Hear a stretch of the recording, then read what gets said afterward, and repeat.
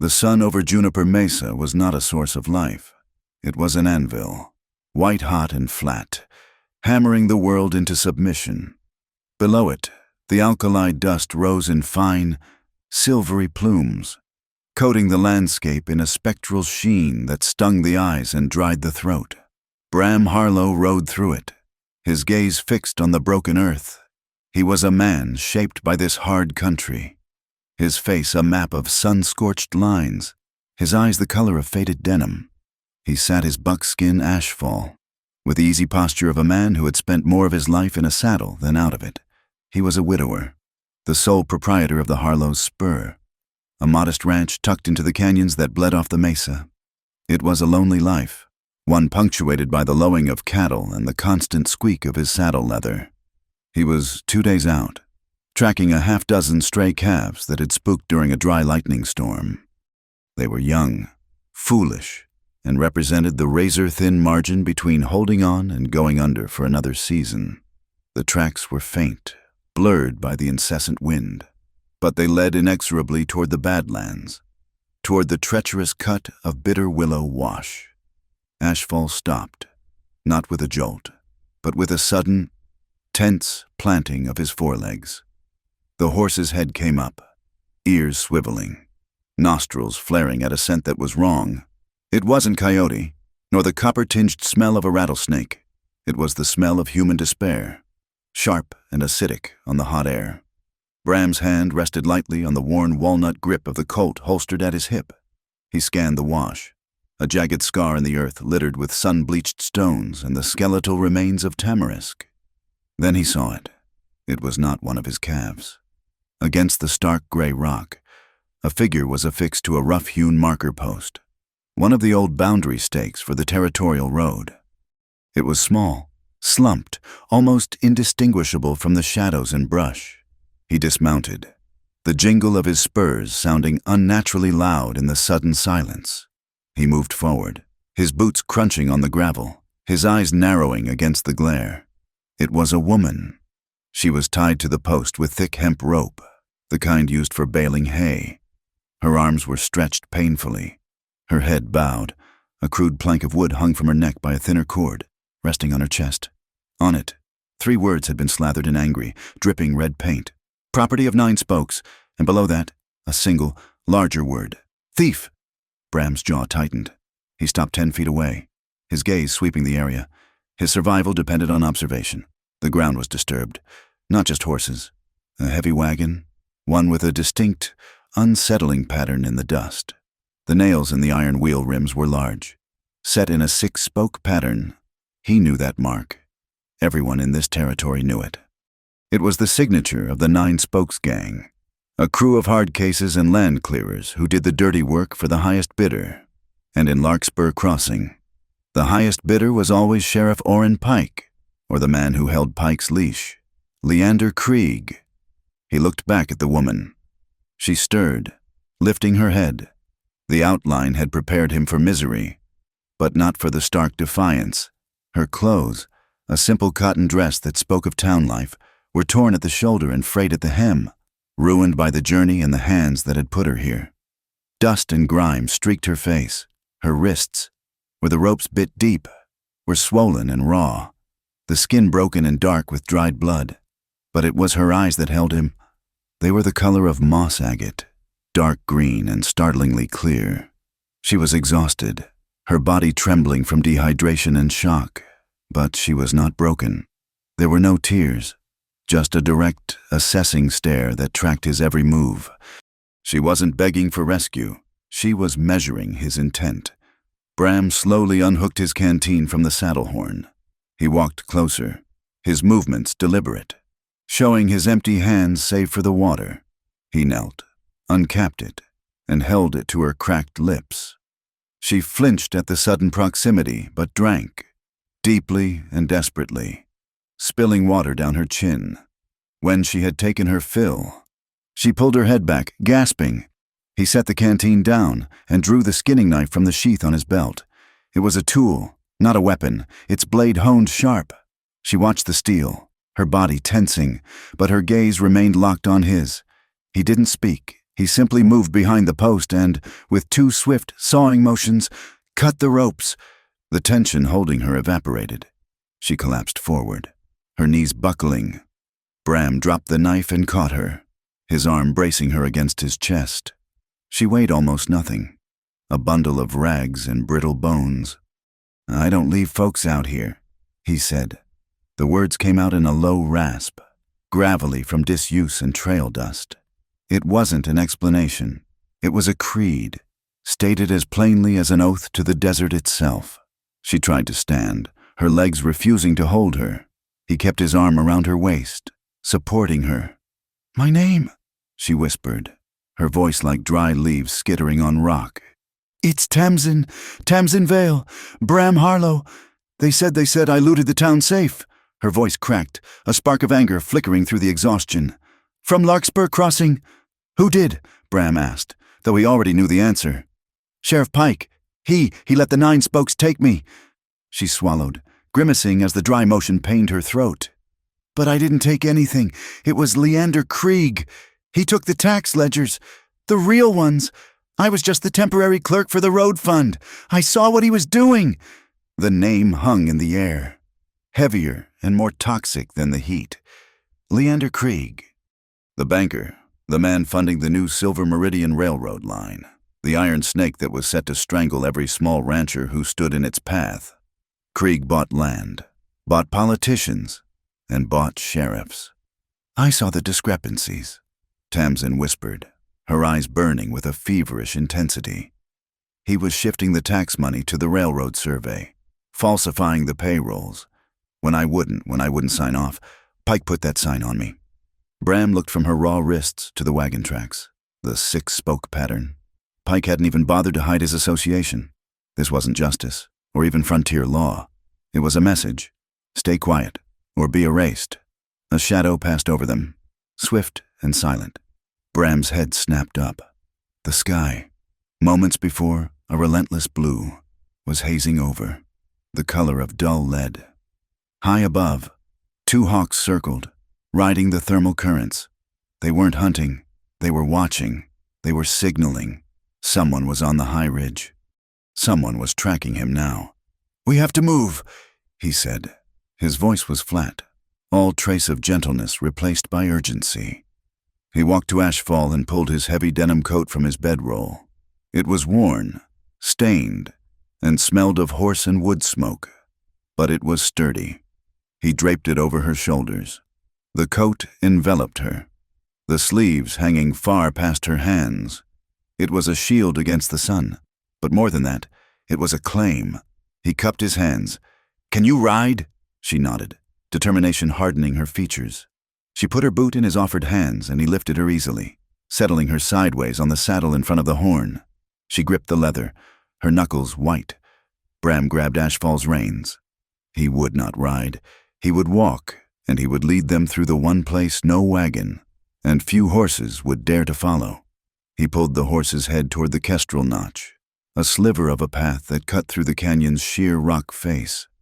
It was a goat trail, treacherous and narrow, but it would take them over bedrock, and bedrock left no trail to follow. They moved for an hour, the silence broken only by the click of Ashfall's hooves on stone and Bram's steady, measured breathing. Tamsin sat rigid, her body absorbing the jolts, her eyes scanning the ridgeline they had just left. "There," she said, her voice barely audible. Bram stopped, pulling Ashfall into the deep shadow of an overhang. He looked back, far in the distance, maybe 2 miles off.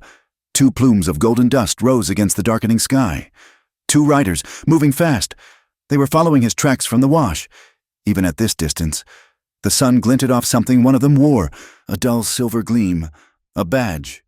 They were not coming to talk. They were not coming to arrest. They were coming to finish the job the 9 spokes had started, and to silence the witness who had seen them do it. Bram tugged the reins, pulling the horse deeper into the notch.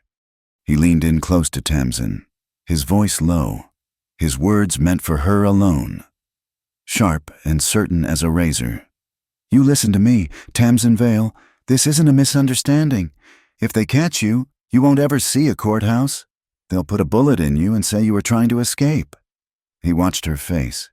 He needed to see if she understood the stakes. Tamsin's trembling, which had subsided, returned for a moment.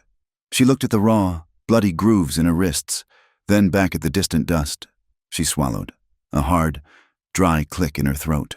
Her small, chapped hand moved from the saddle horn and gripped the thick leather of the pommel. Her fist clenching tight, she nodded once.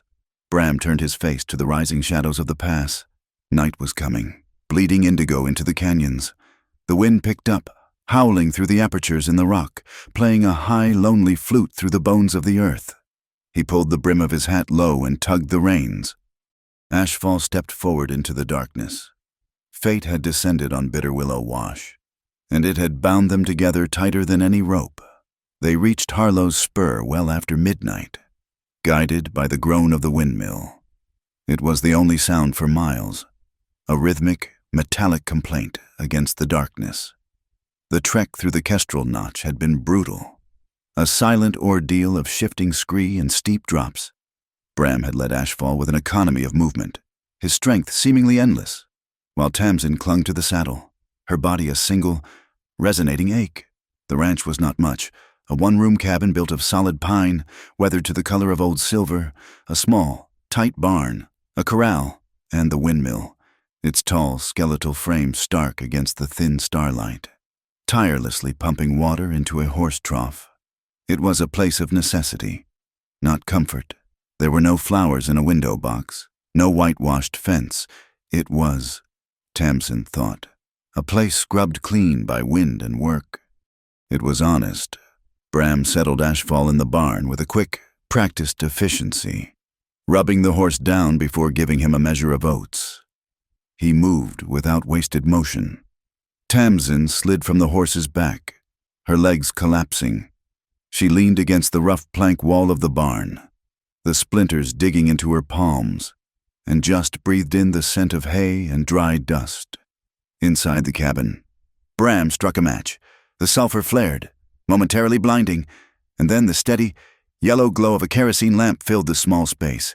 It was as spare as the outside, a cast-iron stove, cold and dark, a sturdy table with 2 chairs, a single bed frame in the corner, covered by a thick wool blanket, a dry sink with a bucket and pump.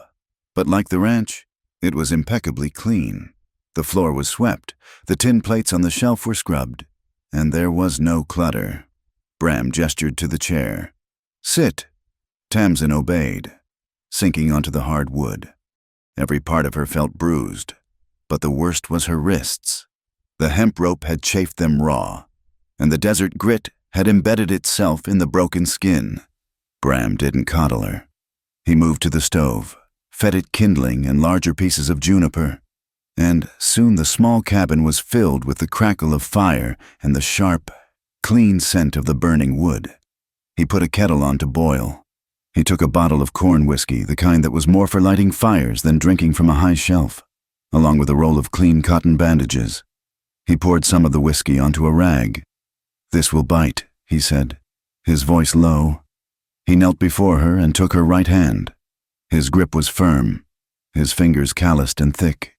He pressed the whiskey-soaked rag against the raw circle of her wrist. Tamsin hissed, her body going rigid, her teeth clamping down so hard her jaw ached.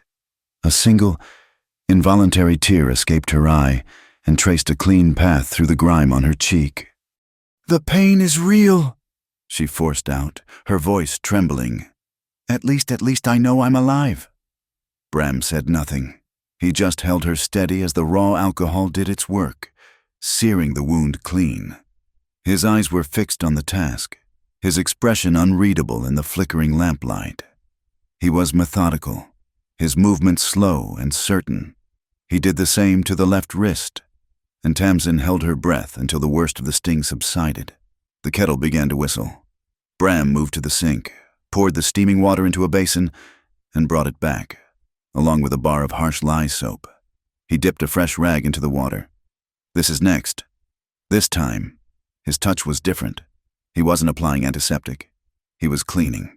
He held her hand over the basin and began to gently, painstakingly wash away the caked blood and black grit. The lamplight caught the angles of his face, the deep-set eyes, the hard line of his mouth. But his hands, those scarred and powerful hands that wrestled steers and roped horses, were surprisingly careful. The water turned a muddy pink. He lathered the soap, his thumb moving in slow circles over her palm, working the dirt from every line. Tamsin watched the light glint off the rough knuckles of his hands. It was the first human touch she had felt in days that wasn't violent. It was impersonal, functional, and yet it felt more profound than any kindness she had ever known. She felt the tension that had held her spine rigid since bitter willow wash begin to unravel, replaced by a deep, bone-weary exhaustion. "You said you were the treasurer," Bram said, his voice quiet, not looking up from his task. "Temporary," she corrected, her voice still rough. "For the Larkspur Bridge and Road Fund. I was good with numbers. Came from back east, from Philadelphia. I thought I was helping build something." She laughed, a dry, bitter sound. "I was just keeping the books while Mr. Abernathy was sick, that's all. But the numbers didn't add up." Bram rinsed the rag and started again, his movements patient. "What numbers?" "The invoices. From Krieg Banking House. He controls all the freight contracts for the Silver Meridian line, and he was billing the county for the railroad's expenses. Charging the town for blasting powder the railroad was using. Charging us for mule teams that were hauling rails, not road gravel. It was blatant. Hundreds of dollars. Then thousands." She took a shaky breath. "He was inflating the payrolls, listing phantom workers. J. Smith, T. Brown. Dozens of them. The pay vouchers were all countersigned by Sheriff Pike." Bram paused, his hand still. He looked up, his gaze pinning her. "You saw the vouchers." "I saw them. I challenged them. I went to Krieg, thinking it was a clerical error." She looked down at her clean, stinging hands. "He smiled at me. He told me I was very observant and that my employment was terminated. I told him I was going to speak to the town council.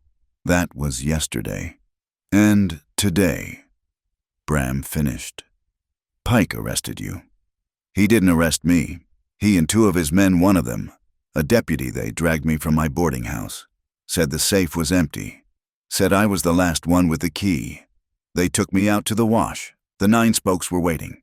They tied me to that post. Pike said he'd be back at sunup to collect the evidence." Bram's jaw muscle jumped.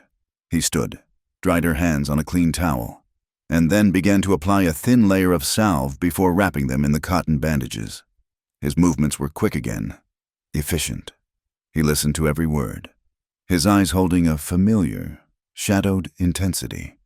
This was the precise and patient work of a man who understood how the world could be stolen out from under you with a piece of paper.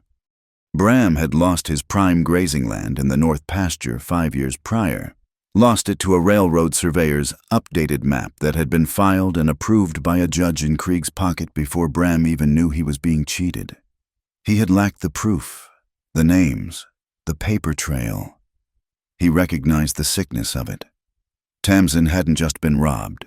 She had been erased, painted as a common thief to invalidate the truth she carried. Suddenly, a sound cut through the night, faint but clear, the drumming of horses. Not a lone rider, a group moving at a steady lope, passing on the low road about a mile south of the ranch, in one smooth motion. Bram reached over and blew out the lamp. The cabin was plunged into absolute darkness, broken only by the faint orange glow from the stove's grate. "Don't move," he whispered. He crossed the room, silent as a shadow, and pulled Tamsin from the chair. He guided her to the wall beside the single window, pressing her back against the rough-hewn logs. Behind the heavy canvas curtain that served as an insulator, Bram stood beside her, his body shielding hers. He drew his Colt, the faint shing of the metal clearing the leather seeming to echo in the room. They stood motionless, 2 people in the dark, listening. The sound grew louder. A steady, rhythmic thudding then passed, fading slowly to the east. They weren't stopping. Not yet. They waited for 5 full minutes, the silence stretching taut. Tamsin could feel the warmth radiating from Bram's body, could smell the lye soap on his hands and the faint scent of gun oil. Finally, he let out a slow breath. "They're checking the main trails," They'll check the small homesteads at dawn." He moved away from her and, instead of lighting the lamp, he opened the stove's firebox. The room was illuminated in a pulsing, hellish red light. He crossed to a small, unassuming cabinet near his bed, knelt, and pulled up a loose floorboard. From the dark space beneath, he retrieved a small, tin box. He brought it to the table, the firelight catching the sharp planes of his face. He opened the lid. Inside, among a few old papers and a tintype of a woman Bram didn't look at, was a single, tarnished silver dollar. "At Bitter Willow," he said, holding the coin out on his palm. "Where I found you. It was half buried in the wagon tracks." Tamsin leaned in. It was a standard Morgan dollar, but someone had carved initials into the face. Crudely, right over the eagle. H.V. "Holt Maddox," Tamsin whispered, her voice sharp with recognition. "Pike's deputy, the one who held me while the others—" "I figured it was his," Bram said. "But look at the carving." Tamsin picked it up. Her bandaged fingers fumbled slightly. The carving was deep, the V made with two decisive, heavy strokes. Her breath caught. This isn't just a carving, Bram. This is a seal." "What do you mean?" "The treasury safe in Larkspur. The wax seal they press into it after the quarterly audit. It's this mark. I've seen it a dozen times. I always thought it was the official county mark. But it's his, Holt Maddox." Bram's eyes narrowed. "So the deputy has his own seal for the county safe. It means he's the one with access," Tamsin said, her mind working fast, the fog of pain and exhaustion clearing. "He's the one who moves the money for Krieg. He must have emptied the safe himself after they took me. This coin, this is the link. This proves he was there, and it proves he's the one who controls the safe." A new sound, or rather, a scent, intruded. Bram stiffened, turning his head toward the poorly sealed door. The wind had shifted. It was now carrying something new. Not just dust, smoke, acrid and oily. Not a campfire. He stepped outside. Tamsin followed him, her bandaged hands held to her chest. The night was cold. Far to the northeast, on the high promontory known as Rook's Ferry Ridge, a single, bright fire burned. It was too large and too high to be a homesteader's. "A signal," Bram stated. "They're organizing," Tamsin said, her voice hollow. "They know I'm not in the wash. They're starting a full search." Bram looked at the fire, then at the vast, dark territory around them. They were one man and one woman, with one horse and one gun, against a sheriff's posse, a gang of killers, and a banking magnate. The odds were impossible. He made a decision. It was the only one left. "At first light," Bram said, turning back into the cabin's red-lit doorway. "We ride, not south to the county seat. We go east, toward Mesquite Ford." "What's at Mesquite Ford?" "Someone who doesn't fear Orrin Pike. Someone who carries more authority in these parts than a tin badge." He kicked the floorboard back into place. "Sister Mercy Quinn." Tamsin looked confused. "A nun. An itinerant preacher. She's a registrar for the territory. She marries folks, buries them, and files the claims. She's the only law Pike won't cross in broad daylight, because she wields two things he fears: the Bible and territorial charter law. If we can get this evidence to her, she'll know what to do." He began to check his rifle, the firelight gleaming on the oiled barrel. Tamsin watched him, a cold dread mixing with a strange, new resolve. They had a plan. It was thin, but it was something. She wrapped her arms around herself, feeling the rough wool of his coat still draped over her shoulders. "Bram," she said, her voice small. He stopped, sliding a cartridge into the chamber. "When we find her, when we find this sister, they'll still be hunting me as Tamsin Vale. The thief. Pike's paper will say I'm wanted." She paused, her throat tightening. If they ask what we are to each other, what is your answer?" Bram finished loading the rifle and set it gently against the wall. He turned to face her fully. The firelight carved deep shadows under his cheekbones, but his eyes were clear and steady. He looked at her, this woman who had been through a living hell and was still standing, still thinking, Still fighting. He was a man who had lost his land to a piece of paper. He knew the only thing that could fight a bad piece of paper was a better one. "When the time comes," Bram Harlow said, his voice flat and absolute, holding no trace of romance, only the iron certainty of a strategy. "I'll say you're my wife." The sky was the color of a fresh bruise, a dull, purplish gray. When Bram led Ashfall out of the barn, he had given Tamsin the horse. He would take the dun mare. Kite, a skittish creature with a deep chest and a wary eye. It was a faster, riskier ride, but he would need the speed if they were cut off. He found Tamsin by the windmill, her slight frame silhouetted against the pale dawn. She had washed her face at the trough, and the water had turned the grime into muddy streaks. She held her bandaged hands awkwardly, the white cotton a stark advertisement of her vulnerability. She had refused to stay in the cabin, preferring to watch the ridges. "They'll have watchers on the high ground," Bram said, handing her Ashfall's reins. "They'll expect us to run south for the county line, so we go east." "East takes us toward Larkspur," she protested, her voice tight with fear. "We cut before Larkspur. Through Cholla Draw. It's rough country. Bad for wagons, worse for a posse in a hurry. It'll bring us out above Mesquite Ford." She mounted, wincing as her bruised body settled into the saddle. Bram swung up onto Kite. He looked at her, his face grim in the half-light. "Stay close. Don't talk. Ride like hell if I tell you to." They moved out, not at a run, but at a steady, ground-eating trot. They skirted the main trail, staying in the low arroyos, the horses' hooves muffled by the sand. Cholla Draw was a nightmare of needle-sharp cacti and treacherous, shifting rock. The spiny arms of the Cholla seemed to reach for them, tearing at Bram's chaps and Tamsin's borrowed coat. It was a forgotten, hostile path, and it was perfect. They rode for 2 hours, the sun rising to reveal a sky covered in a thin, gray sheet of cloud. It was a mercy. Keeping the murderous heat at bay, Mesquite Ford wasn't a town. It was a place, a wide, shallow crossing on the Catclaw River, shaded by a grove of ancient, gnarled mesquite trees.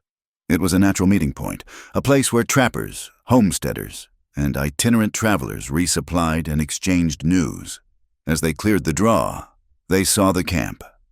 2 canvas-topped wagons, a blacksmith's portable forge cold and dark, and a large canvas tent pitched beneath the widest tree. A simple wooden cross was staked in the ground out front. A half-dozen people were gathered, listening to a woman's voice. Bram dismounted, his rifle held loosely in his hand. He helped Tamsin down, his hand firm on her elbow. She stumbled, her legs numb.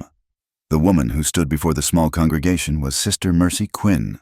She was tall, built of sturdy pioneer stock, with a face as weathered as the land itself. Her hair was iron gray, pulled back in a severe bun. She wore a simple, dark dress, practical and unadorned, with a large wooden cross on a leather thong around her neck. Her voice was not the melodic coo of a choir singer. It was a strong, clear alto that carried over the sound of the river, a voice used to commanding attention in open, godless spaces. She was speaking of the book of Job, of trials and faith, when she saw them approach. Her eyes, sharp and intelligent, took in everything at a glance. Bram Harlow, whom she knew by sight and reputation as an honest, solitary man, the unfamiliar woman he was half carrying, the torn clothes, the exhaustion, and the bandages. Sister Mercy finished her sentence, blessed the small group, and told them to meditate on the reading. She walked directly to Bram and Tamsin. "Mr. Harlow," she said, her voice dropping to a conversational level. "You look like you've ridden hard from trouble." "We have, sister," Bram said. He gestured to Tamsin. "This is Tamsin Vale. She needs she's been harmed." Sister Mercy's gaze softened as it rested on Tamsin. It was not pity. It was a deep, weary understanding. "Let me see. Child." She led Tamsin to a wooden bench. "The bandages. May I?" Tamsin nodded, her throat too dry to speak, with practiced, gentle fingers. Sister Mercy untied the knot Bram had made and unwrapped the cotton. The wounds were an angry red, the skin rubbed raw to the muscle, the edges swollen and purple. Sister Mercy let out a long, slow breath. "Hemp rope," she stated. "Pulled tight for a long time. This was not an arrest. Mr. Harlow, this was a binding. This was violence intended to silence the truth. I have seen its like many times." She looked Tamsin directly in the eyes. "Who did this to you, child?" "Sheriff Pike," Tamsin whispered. "And his deputy, Holt Maddox." Before she could say more, the sound interrupted them. It wasn't the single, steady lope of the night before. It was the pounding, frantic drumming of multiple horses. Ridden hard and fast, a blacksmith, a broad-shouldered man wiping his hands on an oily rag, looked up from his cold forge. "Riders, sister, coming in hot." Bram was already on his feet, moving to stand between Tamsin and the trail. He didn't reach for his gun. He simply stood, a solid, unmoving obstacle. 3 riders burst through the trees and reined their horses to a skidding, dramatic stop just yards from the tent. The animals snorted, their flanks dark with sweat. Deputy Holt Maddox sat on the lead horse, his fleshy face flushed with triumph. He wore his tarnished silver badge pinned to a dirty vest. He was flanked by 2 men Tamsin didn't recognize, but their hard eyes and low-slung guns screamed 9 spokes. Maddox's gaze swept the camp and landed on Tamsin. A cruel, satisfied smirk split his face. "Well, well," he drawled, swinging his leg over the saddle. "Looky here, found the little bird, right where a snake like Harlow would hide her." He strode forward, pulling a crumpled paper from his pocket. "Tamsin Vale, by the authority of Sheriff Orrin Pike in the good county of Larkspur, you are under arrest for grand theft." He lunged, his hand outstretched to grab her. "No!" The word was not shouted. It was a low, iron command. Bram stepped directly into Maddox's path. At the same moment, his left hand found Tamsin's, not her bandaged wrist, but her hand, gripping it tightly. Maddox stumbled to a halt, his chest nearly bumping Bram's. "Get out of my way, Harlow. This is official business." "She is my lawful wife," Bram said. His voice was steady, resonant, carrying to every person in the camp. "Mrs. Tamsin Harlow?" Maddox froze. Tamsin gasped, her eyes flying to Bram's face.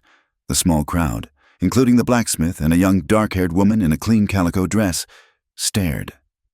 What trick is this?" Maddox sputtered. "You're lying. I'm stating a fact of law," Bram said, his grip on Tamsin's hand tightening. "And under the Elkhorn Statute, Section 4, any accusation against a married woman must be presented to her husband. As her husband, I claim right of protection, and I demand this case be heard not by a town sheriff, but by a circuit judge at the county seat. You will not lay a hand on her." Maddox's face purpled. He was a creature of brute force, and this sudden wall of legal talk bewildered him. He turned, looking for an ally, and his eyes fell on Sister Mercy. "Sister," he demanded, "this is a lie. Tell him you're a woman of God, you won't stand for this." Sister Mercy Quinn regarded him with a look of profound calm. She held her large, leather-bound Bible in her hands. With a slow, deliberate motion, she opened it. The center pages were not filled with scripture, but with ruled lines, names and dates, all written in neat, indelible ink. It was the territorial register. "A lie, deputy?" she asked, her clear voice cutting through the tension. "I will not lie in the house of the Lord, temporary though it may be. I just performed the ceremony not 20 minutes ago." She ran her finger down the page. "Harlow, Bramwell, Vale, Tamsin, joined in holy matrimony. The ink is barely dry." She looked up at the crowd. "With 2 witnesses present, Mr. Rufus Bell." She nodded to the blacksmith, who grimly nodded back. "And Miss June Arroyo." She indicated the young woman in the calico dress, who met Maddox's glare with a look of quiet defiance. Holt Maddox was trapped. This was the complex reality of the frontier. A sheriff's badge held power, but the word of a territorial registrar, the sanctity of a marriage, and the testimony of a community that was civilization. To arrest a woman just declared a wife by Sister Mercy. In front of the very witnesses, he would be starting a war he couldn't win. His authority would evaporate. Tamsin's mind was spinning. A lie. A beautiful, terrible, brilliant lie. She felt a tremor run through her, a wave of fear and a strange, unbidden gratitude.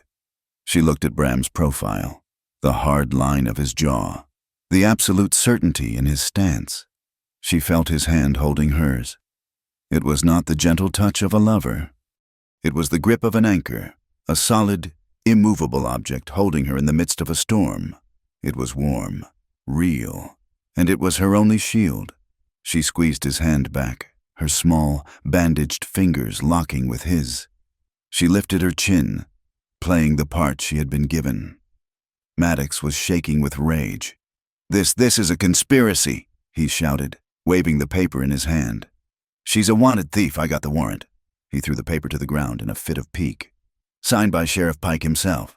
Bram calmly let go of Tamsin's hand, bent down, and picked up the warrant. He and Tamsin looked at it together. It was just as Tamsin had suspected. It was a standard warrant form, but in the bottom corner, overlapping Pike's spidery signature, was a heavy embossment, pressed deep into the paper. It was not the county seal. It was the stylized logo of the Krieg banking house. This wasn't a legal order. It was a repossession notice. "This is an interesting document, Deputy," Sister Mercy said, stepping forward. She did not take the paper, but pointed at the seal. "It seems Mr. Krieg is now issuing warrants for the county. I'm sure Judge Calderon will be most interested to learn of this new arrangement." Maddox had no answer. He was cornered. Sister Mercy took control. Her voice became the voice of judgment. "You wish to press this charge. Deputy Maddox, you wish to accuse Mrs. Harlow. Then you will do so according to the statutes you and Mr. Harlow have both cited. You will not do it at a riverside camp. You will not do it with hired guns." She pointed a long, steady finger toward Larkspur. "Be at the St. Elia Church, high noon, this coming Saturday. You bring your warrant and your accusations. We," she gestured to the small community around her, "will bring the law. You will make your case before the congregation." It was a brilliant maneuver. She had moved the confrontation from the lawless wilderness to the center of the town, in the one place Pike and Krieg's power was diluted by public scrutiny and faith. Maddox's face was a mask of hatred. He had been outmaneuvered, his simple, violent plan shattered. He looked at Bram, at Tamsin, at the stern face of Sister Mercy, and at the witnesses who stood united. He spat a thick wad of tobacco juice onto the ground, narrowly missing Bram's boot. "You'll regret this, Harlow," he snarled, his voice low and venomous. "All of you. By Saturday, this won't matter." He ripped his horse's head around and spurred it viciously, his two men following close behind. They crashed back through the mesquite trees, their retreat as angry and chaotic as their arrival. For a long moment, there was only the sound of the river and the fading thunder of the hooves. The dust began to settle. Rufus Bell, the blacksmith, was the first to speak, his voice a low rumble. "That was a damn fool brave thing you just did, sister." "The Lord protects fools and itinerants, Rufus," she replied, not missing a beat. She turned her stern gaze on Bram and Tamsin. "But he is not fond of liars who are not quick on their feet. You have bought yourselves 4 days." Bram nodded, his expression grim. He looked at Tamsin. The lie hung between them, a tangible, living thing. It was a cage, and it was a fortress. "From now until Saturday," Bram said, his voice just loud enough for her and Mercy to hear. "We need proof. We need the real ledgers, or that paper he threw." He tapped the warrant in his hand. "Will be a death sentence, marriage or no." They didn't go back to Harlow's Spur. The signal fire on Rook's Ferry Ridge had made that clear. The ranch would be the first place Pike's men would sweep at dawn. Instead, Rufus Bell, the blacksmith, a man of few words and solid conviction, had hidden them in the cavernous, soot-stained lean-to behind his forge. It was on the edge of Larkspur Crossing, tucked away from the main street, smelling of cold iron, coal smoke, and horse. It was the safest place to be right under the lion's nose, while Bram stood watch by a crack in the wall, his rifle resting in the crook of his arm. Tamsin went to work. She was not the terrified woman from the wash. She was an accountant whose books were out of balance, and she was seeking to rectify them. She found a large, smooth plank of pine, one Rufus used for making hoof templates, and a piece of charcoal from the cold forge. She began to draw. She didn't need the ledgers from memory. The numbers were seared into her mind. She drew columns for county approved and Krieg billed. "Here," she said, her voice low and intense, the charcoal scratching in the quiet. "The county approved a budget of $8,000 for the bridge repairs. Standard." She drew a hard line. "Here is Krieg's billing $12,700. The overage is hidden in duplicate invoices." She started making notes in a neat, precise hand. "Invoice 44A, blasting powder, 50 cases. Invoice 49B, blasting powder, 50 cases. Both signed by O. Pike, just 2 days apart. That's enough powder to level a mountain, let alone clear a riverbed," Bram said, his eyes scanning the dark alley outside. "Exactly," Tamsin said. "It's enough. I'd wager to blast the new tunnel for the Silver Meridian Railroad. And here, cable, high tensile, 400 feet. Nails, forged, 12 penny, 800 weight. The quantities are doubled, sometimes tripled, all billed to the county fund, and all sourced from a single supplier." "KBH, Bram said, turning from the wall. Tamsin nodded. "Krieg Banking House, Freight Division. He's billing the county for the supplies he's using to build his own railroad." Bram stared at the words, blasting powder. A memory clicked into place, sharp and clear. The Molten Star Saloon. Tamsin looked up, her face smudged with black. "A saloon?" "It's more than that," Bram said, his voice dropping. "It's Krieg's unofficial office. The proprietor, Dahlia Voss. She's not just a saloon keep. She's entangled with him. She handles his private freight. She has a locked storehouse in the back. About 3 weeks ago, I saw one of the 9 spokes wagons delivering crates there. Late at night. They weren't whiskey barrels." "Crates of what?" I asked Dahlia the next day. She has a sharp tongue, told me it was private stock. But I smelled it. Sulfur and nitrate. It was blasting powder. A huge shipment. Delivered with no tax stamp and no entry in the town manifest. She holds his secrets. Tamsin. And she holds his freight. "And his books?" Tamsin asked, her eyes electric. "If these invoices are false, the real manifest, the real shipping ledger, has to be somewhere. Not in the bank. That's too public.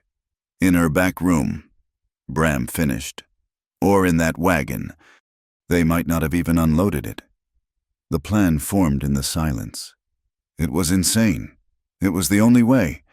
Larkspur Crossing at 2 in the morning was a town of ghosts. The moon was a pale sliver, offering just enough light to make the shadows long and deep. The Molten Star Saloon was dark, the tinny piano silent. The only sound was the wind whistling around the false fronts. Bram led Tamsin through a narrow alleyway that smelled of stale beer and refuse. His boots, worn soft, made no sound on the hard-packed dirt. He stopped at the high 12-foot board fence that marked the saloon's back lot. He'd scouted it 100 times on market days. The gate was locked, a heavy iron chain and padlock gleaming faintly.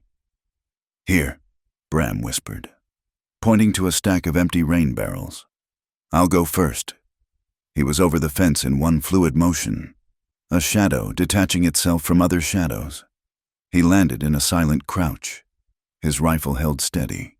He turned and offered his hands. Tamsin climbed the barrels, her movements clumsy in the bulky coat, and he lifted her down, setting her beside him without a sound. The backyard was a cluttered mess of casks, broken chairs, and a small, empty stable. And in the deepest shadow, tucked against the locked brick storehouse, sat a single, heavy-duty freight wagon. It was low on its axles, the canvas cover pulled taut and tied down. Bram moved toward it, low and fast. He didn't need light to see the wheels. He ran his hand over the iron rim, his calloused fingers feeling the distinct, large head of a nail, the wide spacing. He felt all 6. "The 9 spokes wagon," he breathed. Tamsin was already at the back of the wagon, her fingers tracing the canvas flap. It's padlocked, but Bram, smell that. Bram leaned in. The heavy canvas was thick, but the odor was unmistakable. It wasn't sulfur. It was the sharp, clean smell of new paper, high-grade ink, and whale oil. The kind used in expensive, non-smearing ink for ledgers, near the wagon. Just as Tamsin had predicted, was a large wooden crate. Bram struck a single match, the sulfur flare loud in the silence. He shielded the flame with his body. He held it near the stenciling on the wood. KBH-SM. Krieg Banking House, Tamsin whispered, her voice tight with triumph. Silver Meridian, this is it. Bram, this is the nest. Bram didn't hesitate. The padlock on the wagon was heavy, but the hasp it was attached to was just bolted to the wooden frame. He took the small pry bar he always carried in his saddlebag, a tool for prying off horseshoes or fixing tack, and forced it into the gap. With one muffled, controlled application of leverage, the wood splintered and the entire hasp tore free. He pulled the heavy canvas back. The smell of paper and ink hit them like a wave. The wagon was an office on wheels. Inside, illuminated by the thin moonlight, were not crates of powder. There were boxes of files, surveyors' maps, and stacks of blank deed forms. And in the center, wrapped in a heavy, oiled tarpaulin as if it were a holy relic, was a single, massive, leather-bound book, a ledger. Bram lifted it out. It was heavy, heavier than a Bible. He carried it into the deep shadow of the storehouse. Tamsin was at his side, her hands shaking, not with fear, but with a hunter's anticipation. She opened the cover. The embossed gold leaf read Krieg Banking House. Private accounts disbursements, estim, line. Her bandaged fingers, surprisingly nimble, flew through the pages. Freight payroll, land acquisition, surveying fees. Tamsin, Bram said, his voice urgent, his eyes on the saloon's back door. We don't have time. Wait. Her fingers stopped. Halfway through the book. This is wrong. She pointed. 2 pages, right in the middle of the disbursements section, were stuck together. A thick, gummy paste had been applied around the edges, sealing them tight. It was a clumsy, amateurish attempt to hide something. This is the section, she whispered. Where I know the fraud is. It's under this. Bram didn't want to damage the book. They needed it intact. But Tamsin was already solving the problem. She took his skinning knife, the same one he'd used to cut her ropes at Bitter Willow Wash, and, with the precise, steady hand of a surgeon, she slit the glued edge. She peeled the top page back. The page beneath was not a standard ledger sheet. It was an addendum, a simple ruled page with only a few lines of text, all written in Krieg's elegant, forward-slanting hand. It listed 3 entries. To O. Pike, enforcement bonus veil matter, $500. To H. Maddox, transport discretion fee, $200. To 9 spokes per diem, $300. It was the payoff. The entire conspiracy, documented and signed by Krieg himself, a bonus for silencing her. We can't take the book, Bram whispered, his heart pounding. They'll know. They'll just destroy it and deny everything. We don't have to, Tamsin said. She was thinking fast, her accountant's mind adapting. Rufus's forge. He has charcoal. He has thin invoice paper. But we need this now. I need a hard, flat surface. She ran back to the large KBH crate. It was perfect. She laid a sheet of thin invoice paper, which she'd had the foresight to grab from Rufus's desk, over the incriminating ledger page. Charcoal, she hissed. In the alley, there must be a burnt barrel. Bram found one by the back fence, where Dahlia's men burned refuse. He broke off a black, sooty piece. Tamsin took it, and with broad, steady strokes, she began to rub the charcoal over the thin paper. It was a perfect impression.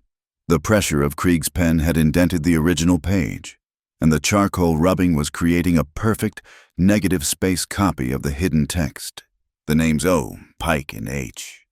Maddox appeared like ghosts conjured from the darkness, black on white. She worked with a focused, rhythmic calm. Her breathing was even. It was, Bram realized with a start, the exact same rhythm as a person counting money.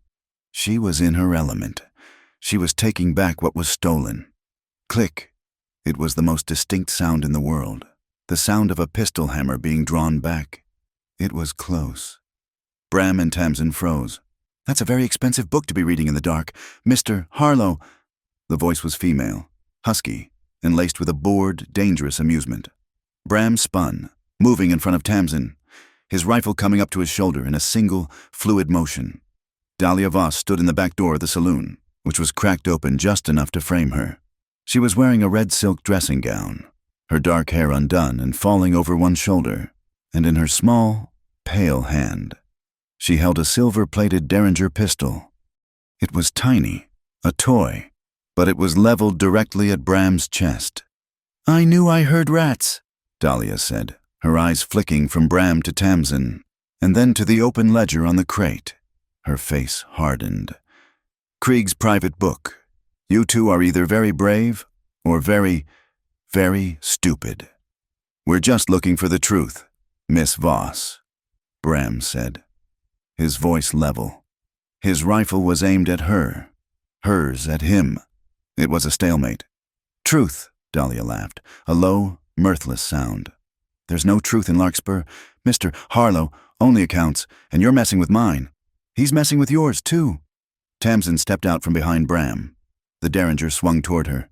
"Don't," Tamsin said, holding up her bandaged hands, palms out. "I'm the one who kept the county books. I'm the one they tried to silence." "I know who you are," Dahlia said. "The little thief." "I'm not." "And I think you know it," Tamsin said, her voice finding a new strength, a cold anger. "I've also seen your books. The ones you keep for the Molten Star, filed with the bank. I've seen the credit lines you've extended to Krieg." Dahlia's eyes narrowed. The amusement was gone. "He owes you," Tamsin pressed, taking a huge gamble. "He owes you for protection from the Nine Spokes, a gang he controls. He owes you for storing his powder. I saw the notes in the margins of the town ledger. He's 3 months behind on his payments. He's using you, Dahlia, just like he's using Pike, just like he's using the town. When this railroad comes through, do you think he's going to pay you what he owes, or is he just going to have the Nine Spokes burn you out and take your saloon for himself?" The silence in the alley stretched taut. Dahlia Voss stared at Tamsin, the woman in the silk robe and the woman in the torn, dirty coat, locked in a battle of wills. Dahlia's pistol didn't waver, but her mask of control had cracked. Tamsin had hit the truth.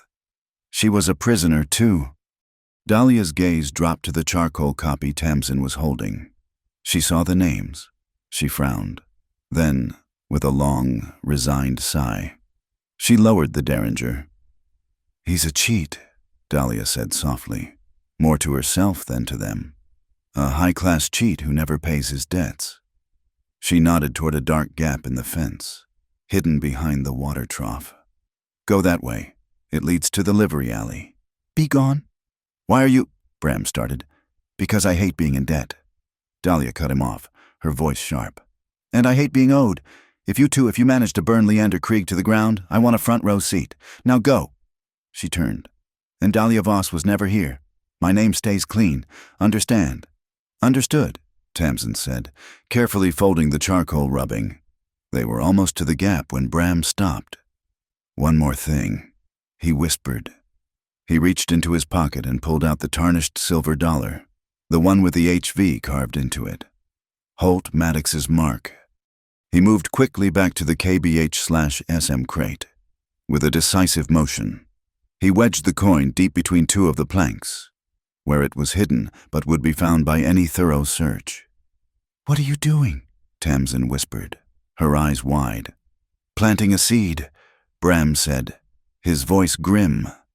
"When they find the wagon's been breached, they'll look for who to blame. Now, they'll have a name. It's his word against Krieg's." He was planting the perfect tell, a trail leading back to the deputy. He rejoined her. "We have the copy, but it's not enough. It's just a charcoal rubbing. Pike will laugh and call it a forgery." "I know," Tamsin said, securing the precious paper inside her shirt, where it felt warm against her skin. "We need it certified.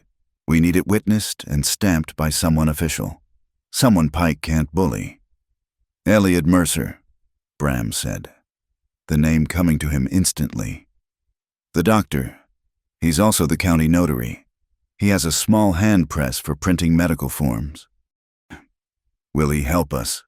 He hates Krieg more than I do, Bram said, pulling her toward the gap in the fence. Krieg's bank foreclosed on his brother's farm 2 years ago. He'll help. They slipped through the fence and disappeared into the pre-dawn shadows, the charcoal copy burning against Tamsin's skin. They had the proof. Now, they just had to live long enough to use it. The ride back to Harlow's Spur was made under a sky the color of a fresh gunshot wound, all bruised purple and leaking gray. Elliot Mercer, the doctor and notary, had done his work. His small hand press, usually employed for printing medical labels, had come down on their charcoal rubbing with the satisfying thud of judgment.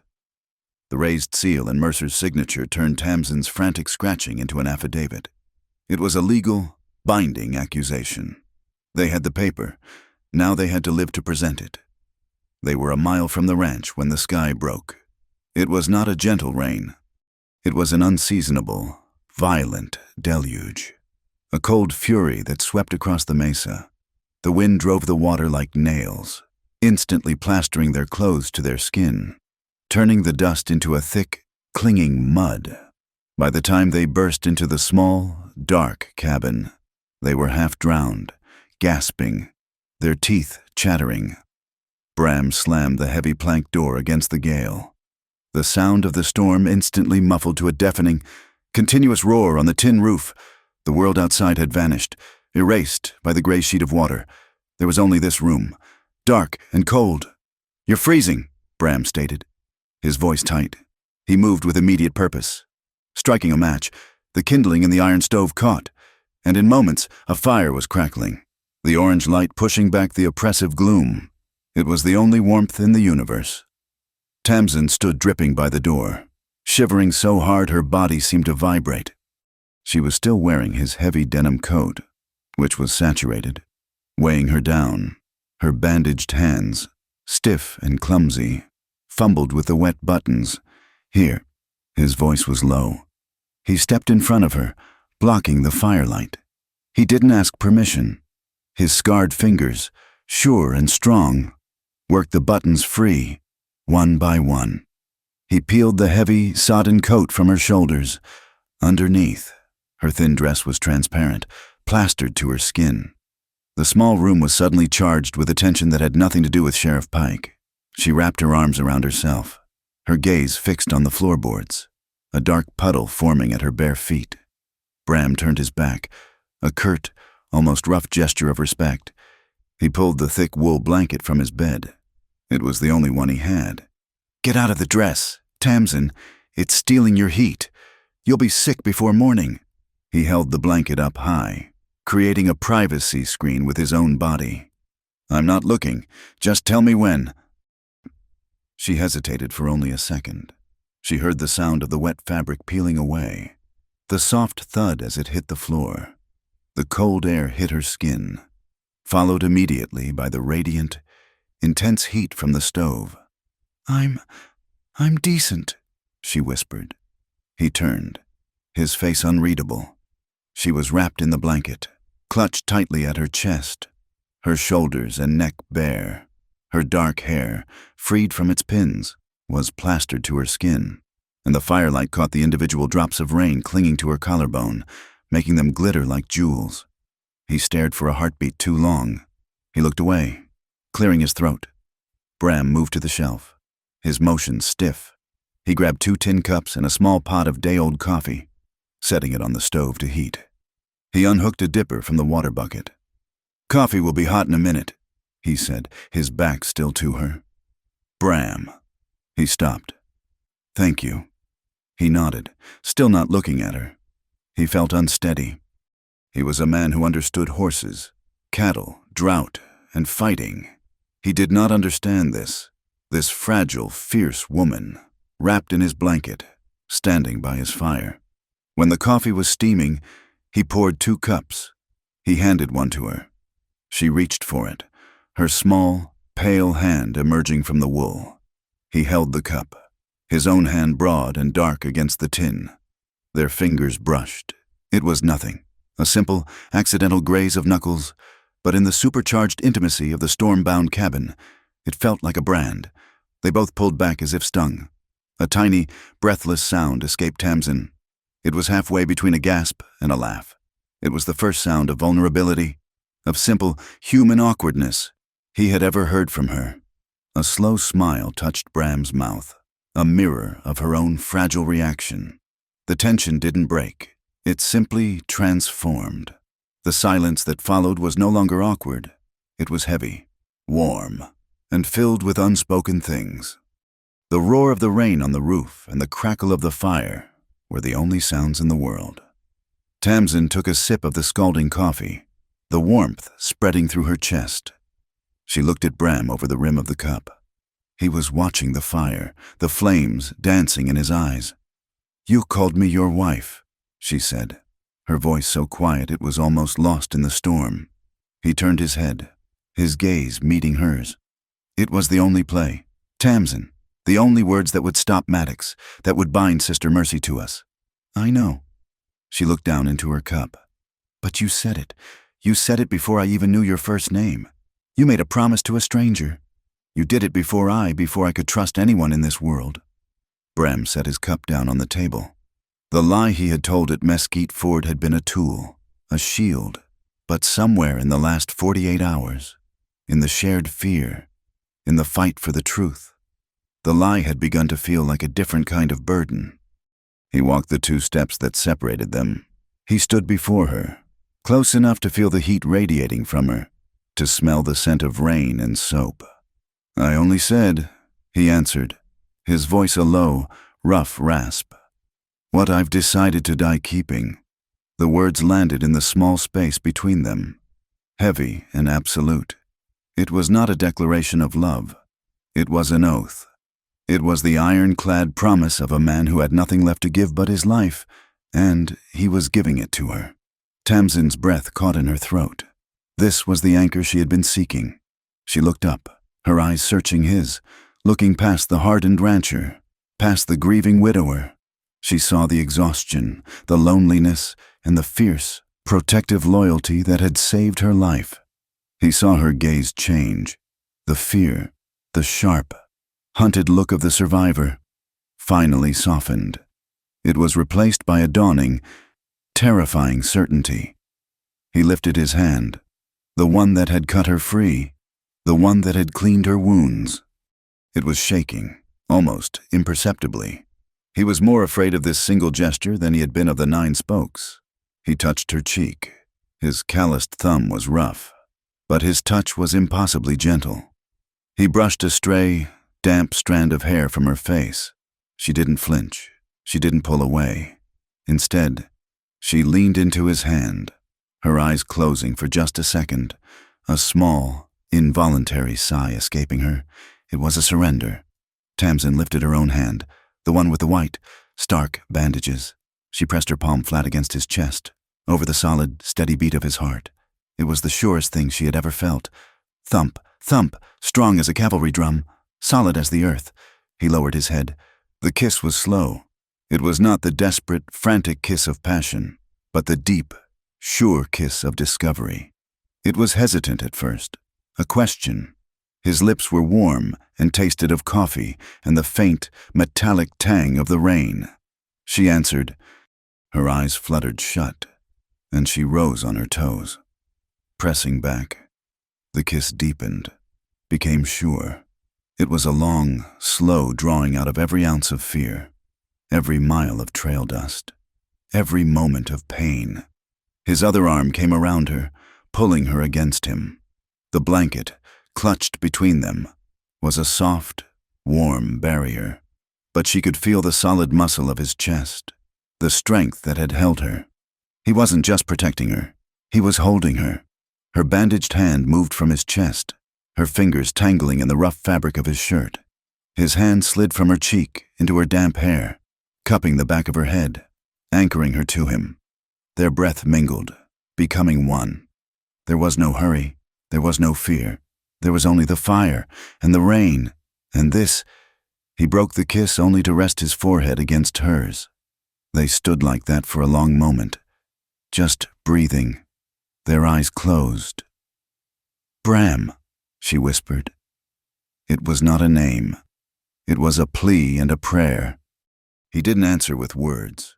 He bent, sliding one arm under her knees, and lifted her. She was impossibly light, a bundle of blanket and resolve.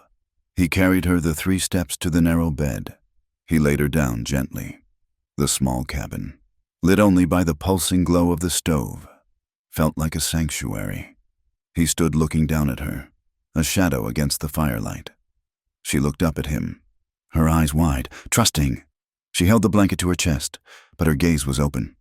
Waiting, he reached for the kerosene lamp on the small table. He turned the wick down, down, down, until the yellow flame sputtered, shrank, and died. The room was plunged into a soft, intimate darkness, lit only by the red, pulsing glow from the stove's grate. We see his shadow move. We see the curve of her shoulder, pale in the firelight. We hear the soft rustle of the blanket, the whisper of 2 hearts beating against the steady drum of the rain on the roof. We see 2 hands, one calloused and scarred, one small and wrapped in white bandages, find each other in the dark and clasp, their fingers locking together. The window, facing the storm, begins to fog with steam. Outside, the rain washes the world clean. Inside, there is only the warmth and the quiet, unspoken vow that had just been sealed. Morning came with a sudden, silver light. The storm had passed, leaving the air sharp and cold. The world scrubbed raw. The only sound was the steady drip, drip, drip of water from the eaves. Bram was already up, moving with the pre-dawn silence of a man accustomed to solitude. He had fed the horses and checked the perimeter. The coast was clear, for now. He added fresh wood to the stove. The small sound of the iron door clicking shut. He turned, a cup of coffee in his hand, and looked at the bed. Tamsin was asleep, curled on her side, the wool blanket drawn up to her chin. In sleep, she looked years younger, the lines of terror erased. He walked to the bed and stood over her, just watching her breathe. He reached out and gently, carefully, draped his spare robe over her shoulders, covering her. He hesitated, then leaned down, his rough cheek brushing her hair, and pressed a light, fleeting kiss to her forehead. Her eyes fluttered open. She didn't startle. She didn't gasp. She simply looked up at him, her eyes clear and calm, and Tamsin Vale smiled. It was not the tight, grateful smile of a victim. It was not the thin, calculating smile of an ally. It was a slow, warm, genuine smile that started in her eyes and spread to her mouth. It was a smile of impossible, terrifying hope, a smile that held enough light to burn away the last of the night's shadows. He straightened up, a corresponding warmth spreading through his own chest, a feeling he hadn't known he was capable of. "I made coffee," he said, his voice gruff. A few minutes later, they stood side by side at the stove, 2 soldiers preparing for the last battle. She was dressed in one of his flannel shirts, the sleeves rolled up, and her own dry skirt. They were not lovers in the soft light. They were partners, bracing for the inevitable. He handed her a fresh cup. Their fingers brushed. This time, neither of them pulled away. "Saturday," Tamsin said, her voice quiet, but forged from new steel. "Pike, Maddox, and Krieg. They will come to the church to destroy us." Bram took a long drink of his coffee, his gaze fixed on the flames inside the stove. He nodded. "Once. We'll end this," he said. He turned, his gaze meeting hers, steady and absolute. Together, the fragile peace of the dawn was broken by the sound of a single, galloping horse. It wasn't a pursuer. It was Rufus Bell, the blacksmith, his face grim, riding his heavy forge horse as if it were a race filly. He reined in hard by the corral, his voice a low, urgent rumble. "Bram, they ain't waitin'." Bram and Tamsin were already outside, having just finished their coffee. They had the notarized affidavit from Elliot Mercer tucked safely in a leather oilskin pouch. "What do you mean?" Bram asked, his hand already moving toward Kite's saddle. Words leaked. Rufus panted, his broad chest heaving. Someone from Mercer's saw you leave. Pike's gone rabid. He's not waiting for Saturday. He just deputized the whole Nine Spokes crew. They're riding on Harlow's spur right now, with a warrant to search the place for stolen property. As if to punctuate his words, a thick, greasy column of black smoke began to rise from the high pasture. 3 miles west, Bram's pasture. "My God," Tamsin whispered, her hand flying to her mouth. "The hay barn!" "It's a flush," Bram said, his voice cold. All emotion burned out of it. "They know we're not there. They're burning it to draw us out, to force our hand, or to send a message to anyone else who might think of helping us." He looked at Rufus. "The plan? Spindle Gap." "I'll be there," Rufus said. "But Bram, they're moving fast. They've got a wagon, too, for transport. They said—" The word hung in the air, heavy and dark. "Go," Bram commanded. "Don't let them see you." Rufus nodded, wheeled his horse, and was gone in a cloud of dust. Bram threw Tamsin onto Ashfall's saddle. "Ride! Don't look back! Stay with me!" He swung onto Kite, the nervous mare sensing the panic, dancing on her hooves. They spurred the horses, not west toward the smoke, but northeast, toward the jagged, broken teeth of the canyonlands. They had a 10-minute lead.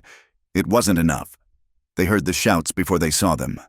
A group of riders, maybe 8 or 9, crested the ridge behind them, fanning out in a practiced military-style sweep.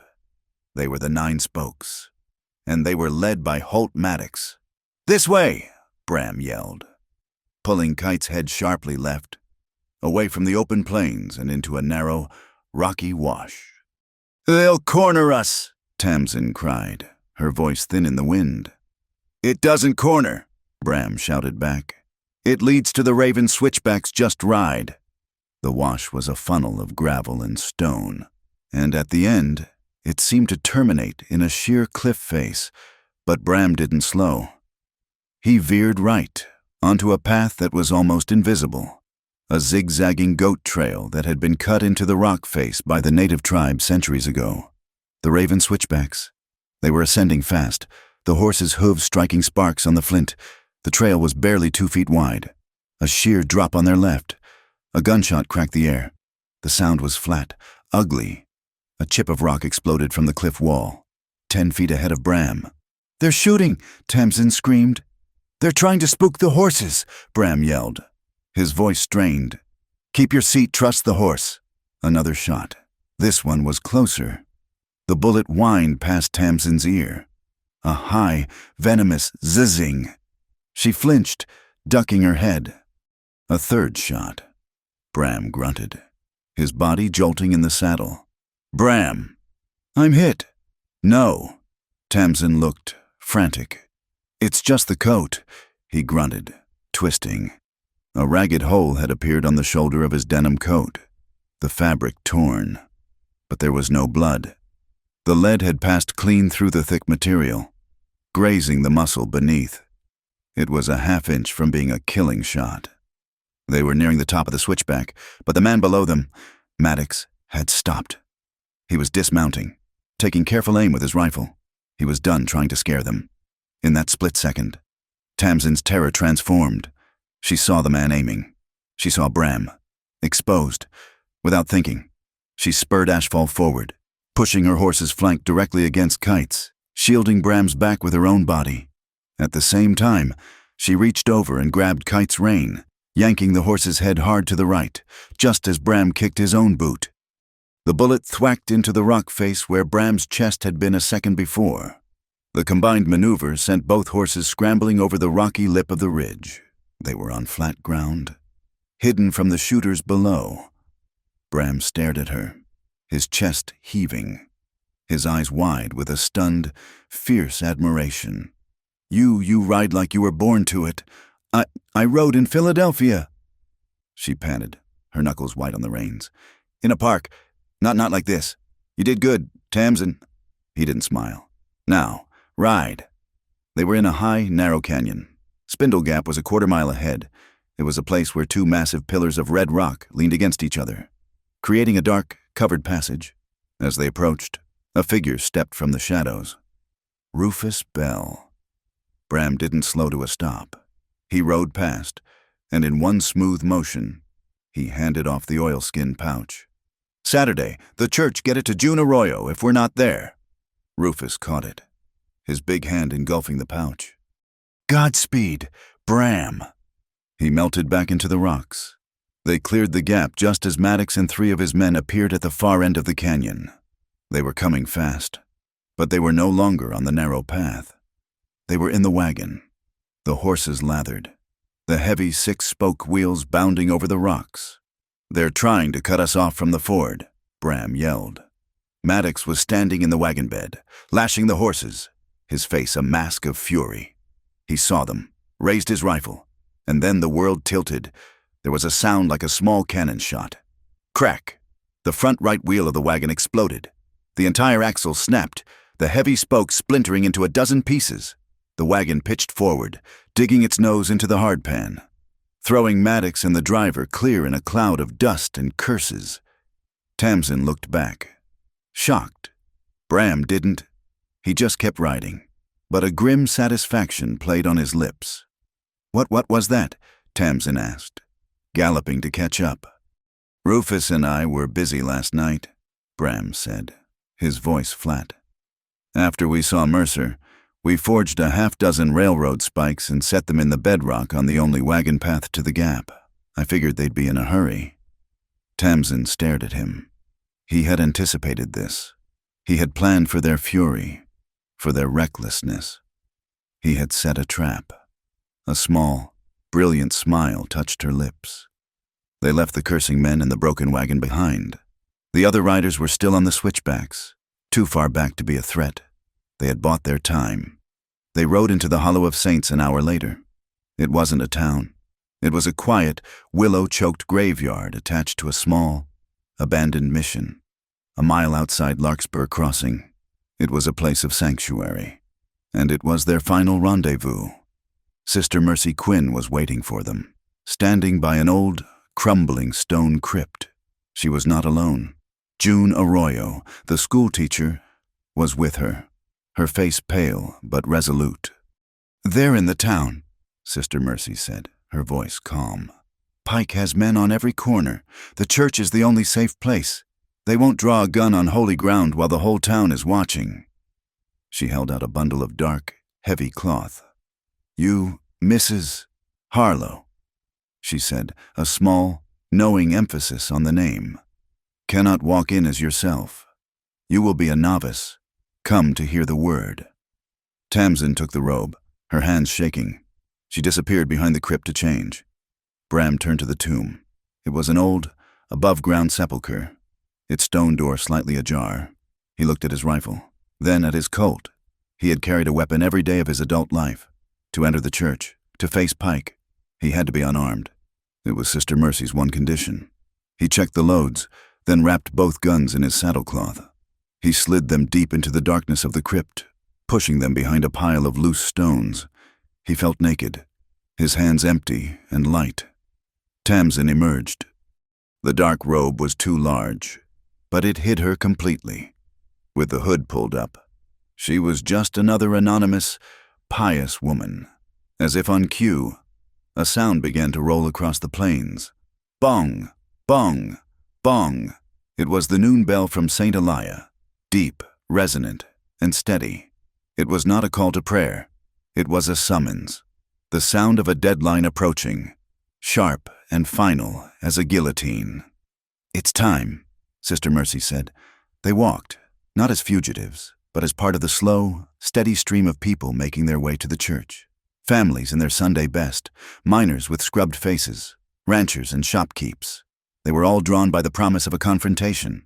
Bram, Tamsin, Sister Mercy, and June Arroyo blended into the crowd. They were just 4 more faces moving toward the tall, white steeple of St. Elia. "Here," June whispered, pressing Tamsin's hand. "The pouch. Give it to me. I'll be in the choir loft. If he doesn't call your name, I will hand it to Rufus, and he will read it as a message from the congregation."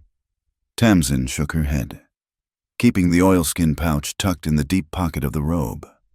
"No, I'll carry it. It's my word. I have to be the one. They were at the church steps. The crowd was thick. Bram could see Holt Maddox at the door, his arm in a sling from the wagon crash, his eyes scanning every face. Bram pulled Tamsin close, his head bent, as if speaking to a nun. His voice was a bare whisper, for her alone. Listen to me. If I'm taken, if they grab me before I can speak, you give that paper to June Arroyo. Don't hesitate. She knows what to do. She knows how to get word to Judge Calderon in the Elkhorn district. She'll get the proof to him. Promise me. He was giving her an escape. He was preparing to be the sacrifice. Tamsin stopped. She put her hand on his arm, her grip surprisingly strong through the thick wool. She looked up, her face hidden in the shadow of the hood, but her voice was clear, hardened in the fire of the last 3 days. It held no fear, only an unbreakable, cold certainty. No, Bram. He stared at her, confused. Tamsin, this is the only— No, she repeated. You came for me at the wash. I rode for you at the switchback. We don't get to fall apart now. Not at the end. No one is being taken. No one is running. She held his gaze, her eyes finding his in the shadow. None of us walks alone anymore. She let go of his arm and, lifting her head, walked calmly up the steps and into the church. Bram watched her go, and for the first time, he let go of the fear. He followed her into the lion's den. The air inside St. Elia was thick enough to choke on. It was a wall of heat, of unwashed bodies pressed too close, of lamp oil, old pine, and the electric, metallic tang of fear. Every pew was full. The aisles were packed. Men stood 3 deep against the back wall, their hats held respectfully in their hands, their faces hard and unreadable. The sunlight, streaming through the simple colored glass windows, cut the dust-filled air into bright, holy shafts, illuminating a sea of watching eyes. Tamsin, Bram, Sister Mercy, and June Arroyo had slipped in separately, melting into the crowd. Tamsin and Bram took a position on the side, near a pillar, standing, not sitting. They were exposed, yet hidden in plain sight. Tamsin kept the heavy novice's hood pulled low, her face a mask of shadow. Bram stood beside her, his arms crossed over his chest. He was unarmed, and it made him feel coiled, every muscle tensed. He was a piece of dry timber, waiting for a spark. At the front, before the simple wooden altar, stood the law. Sheriff Orrin Pike was a big man, his authority radiating from him like heat. His uniform was brushed, his silver badge polished. He stood with his thumbs hooked in his gun belt, his hip jutted out, a posture of pure, unbothered arrogance. Beside him, Holt Maddox looked diminished. His arm was in a dirty sling. His face was pale and sweaty under a sheen of grime, and his eyes darted nervously over the silent, staring crowd. He was a bully who had lost his nerve. The noon bell fell silent. The last echo faded, leaving a silence so profound it was a physical weight. Sister Mercy Quinn walked from the side door and took her place. Not at the altar, but at the lectern to the side. The lectern was the place for the word, and she intended to use it. She placed her heavy Bible, the one that held the territorial register, on the angled wood. She did not open it. She looked out over the congregation, her gaze sweeping every face. Before God, and before this community, she began, her voice not loud, but clear as a bell, cutting through the heavy air. We are gathered, not for a service, but to see justice done. The law of the territory has been invoked. An accusation has been made. A defense has been offered. Let us have no rumor. Let us have no whispers. In this house, let the truth speak. She turned her head, her gaze fixing on the sheriff. Sheriff Pike, you have made the accusation. State your case before the people of Larkspur. Pike smirked. This was his stage.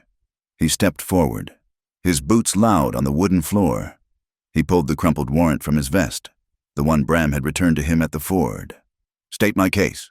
Pike's voice was a booming baritone, designed to fill rooms and intimidate. My case is simple. The law is the law, this woman. He spat the word. jabbing a thick finger toward the shadows where Tamsin stood. Tamsin Vale, a vagrant with no ties, was given this town's trust. She was made temporary keeper of the Bridge and Road Fund, and she betrayed that trust. A low, angry murmur rippled through the crowd. Public money. That was a sin everyone understood. The county safe is empty, Pike bellowed, his face reddening with manufactured outrage. The fund is in deficit thousands of dollars, gone stolen by her. To flee back east, I have the warrant. I have the law on my side, and I am here to take the thief. He had said his piece. He slapped the warrant down on the altar. The crowd was agitated now. Whispers of thief and stole the fund, passing from lip to lip. It is true, a new voice said. The voice was quiet, female, and steady. Every head turned. Tamsin Vale stepped out from behind the pillar. Her movement was slow, deliberate. With one hand, she reached up and pushed back the novice's hood. Her dark hair, clean now, was pulled back simply. Her face was pale, but her eyes were on fire. "It is true," she repeated, her voice gaining strength, ringing with a cold, clear anger. "The fund is in deficit, but the sheriff is mistaken about how—" She walked forward, down the side aisle, moving toward the open space before the altar. She did not look at Pike. She looked at the faces in the P&A, at the people of the town. "I am Tamsin Vale, and I was the fund keeper. I am also Tamsin Harlow, and I did not steal your money." Pike snorted. "A new name won't save you, girl." Tamsin stopped, 10 feet from him, slowly, deliberately. She held up her hands, wrists together, the white cotton bandages gleaming in the shafts of light. "This," she said, her voice dropping, but carrying an intensity that gripped the room, "is what Sheriff Pike's law looks like. This is his arrest." A collective gasp went up from the crowd. Rufus Bell and June Arroyo, positioned at the front, watched with grim satisfaction. The tide was turning. "He says the fund is in deficit," Tamsin continued, her voice rising again. Sharp as a blade, "He is correct, but the deficit does not come from theft. It comes from fraud. It comes from a line item I found, hidden in a supplemental ledger, an item called an enforcement bonus." She paused, letting the words hang in the air. "A bonus of $500, paid by L. Krieg, paid to O. Pike." The church erupted. The silence was shattered. Shouts of "what" and "Krieg" and "liar" echoed in the rafters. Pike's face went from red to a pale, mottled white. "That is a slander. A desperate lie. Where is your proof?" "Here," Bram Harlow said. Bram stepped out, moving to stand beside Tamsin. He was not a speaker. He was a presence. He held a single, folded piece of paper in his hand, the oilskin pouch. "This is the proof," Bram said, his voice a low rumble. "A certified copy of the private ledger of Leander Krieg, the one he kept in his wagon, the one listing the payoffs." He held it up. "Notarized by Dr. Elliot Mercer. His official stamp is on it." "A forgery," Pike roared, but there was a tremor of panic in his voice now. "A piece of paper. It means nothing. Who saw this supposed book?" "I did." Rufus Bell stepped forward from the front pew. He was a mountain of a man, his Sunday suit straining across his blacksmith's shoulders. His word was known as good as iron. "I saw it," Rufus said, his voice deep and solid. "I was there, at the Molten Star Saloon. When this copy was made, I saw the book. Mr.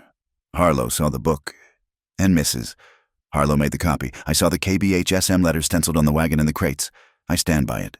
This is a conspiracy," Maddox squeaked from the altar, his face slick with sweat. "Then let us read the details of this conspiracy," said June Arroyo. The schoolteacher, calm and prim in her dark dress, stepped up. Bram handed her the notarized copy. She walked to the lectern, pushing aside Sister Mercy's Bible, and flattened the paper. Her voice, trained to cut through the din of a one-room schoolhouse, was painfully clear. "Invoice 44A," she read, her voice ringing with authority. "To the County of Larkspur, for the Bridge Fund, blasting powder, 50 cases, and signed O. Pike. She paused, then continued. Invoice 49B, 2 days later. Blasting powder, 50 cases. Also signed. O. Pike. A man in the back, a miner, yelled. That's enough powder to dig a new county, not fix a bridge. Invoice 61. June continued, her voice rising. High tensile cable, 400 feet. Invoice 62. Nails, forged, 800 weight. All items billed twice. All items supplied by the Krieg Banking House, Freight Division.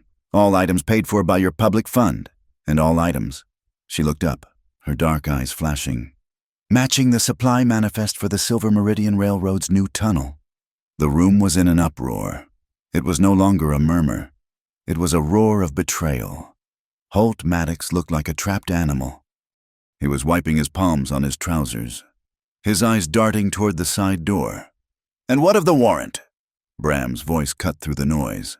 He pointed at the paper Pike had slammed on the altar. The warrant you claim gives you authority. Pike grabbed it. It's signed, it's legal.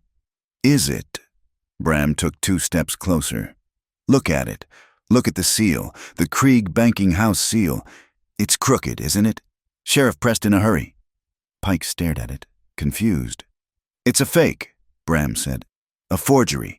Because Krieg didn't dare use his real, official seal on a fraudulent warrant. He had one of his trusted men, press it.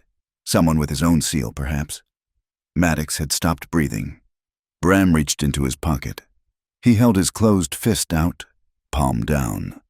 You were sloppy, Maddox, Bram said, his voice quiet, but it carried a deadly weight.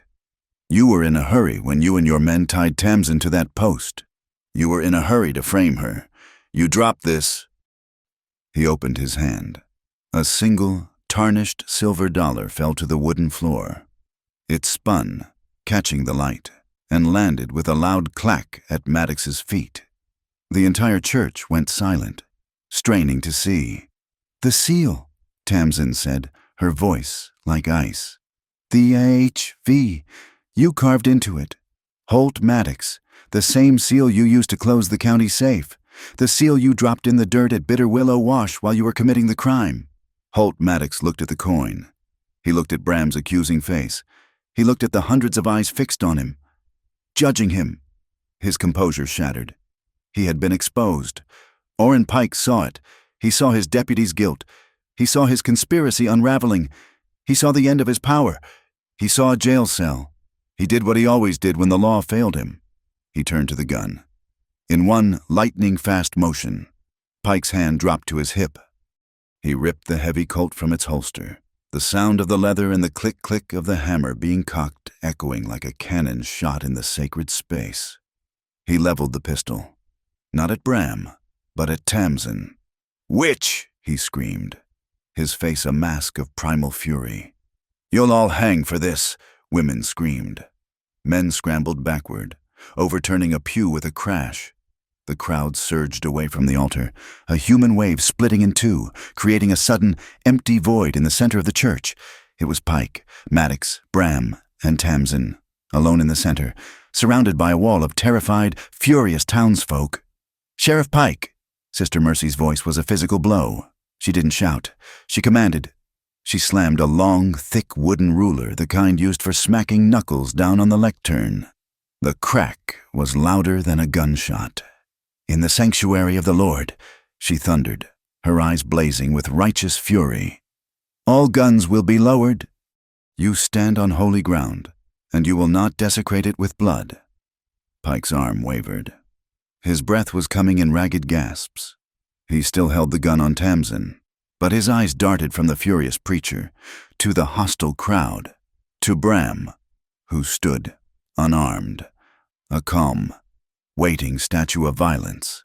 The air was so thick it was impossible to breathe. The town was a keg of powder. Half the men were reaching for their own hips, ready to draw. The other half were frozen in horror. One word, one more shot, and St. Elia would become a slaughterhouse. The standoff was so absolute that no one breathed. Pike's gun was a fixed, iron fact. Tamsin's defiance was a fragile, glass wall. Bram's coiled stillness was a promise of violence. And into that vacuum, a new voice spoke. smooth as oiled leather and just as cold. "Sheriff, please, put that dreadful thing away. This is a house of God, not a slaughterhouse." The voice came from the main entrance. The crowd, trapped between the gun at the front and the voice at the back, parted like the Red Sea. Leander Krieg walked down the central aisle. He was a vision of untouchable power. He wore a brilliant white linen suit, a cream-colored Stetson, and a string tie. In the dusty, terrified, sweat-soaked church, he looked as if he had just stepped from a New York parlor. He moved with an unhurried, paternalistic grace, a slight, condescending smile on his face. He was not a man who was ever in trouble. He was a man who was the trouble.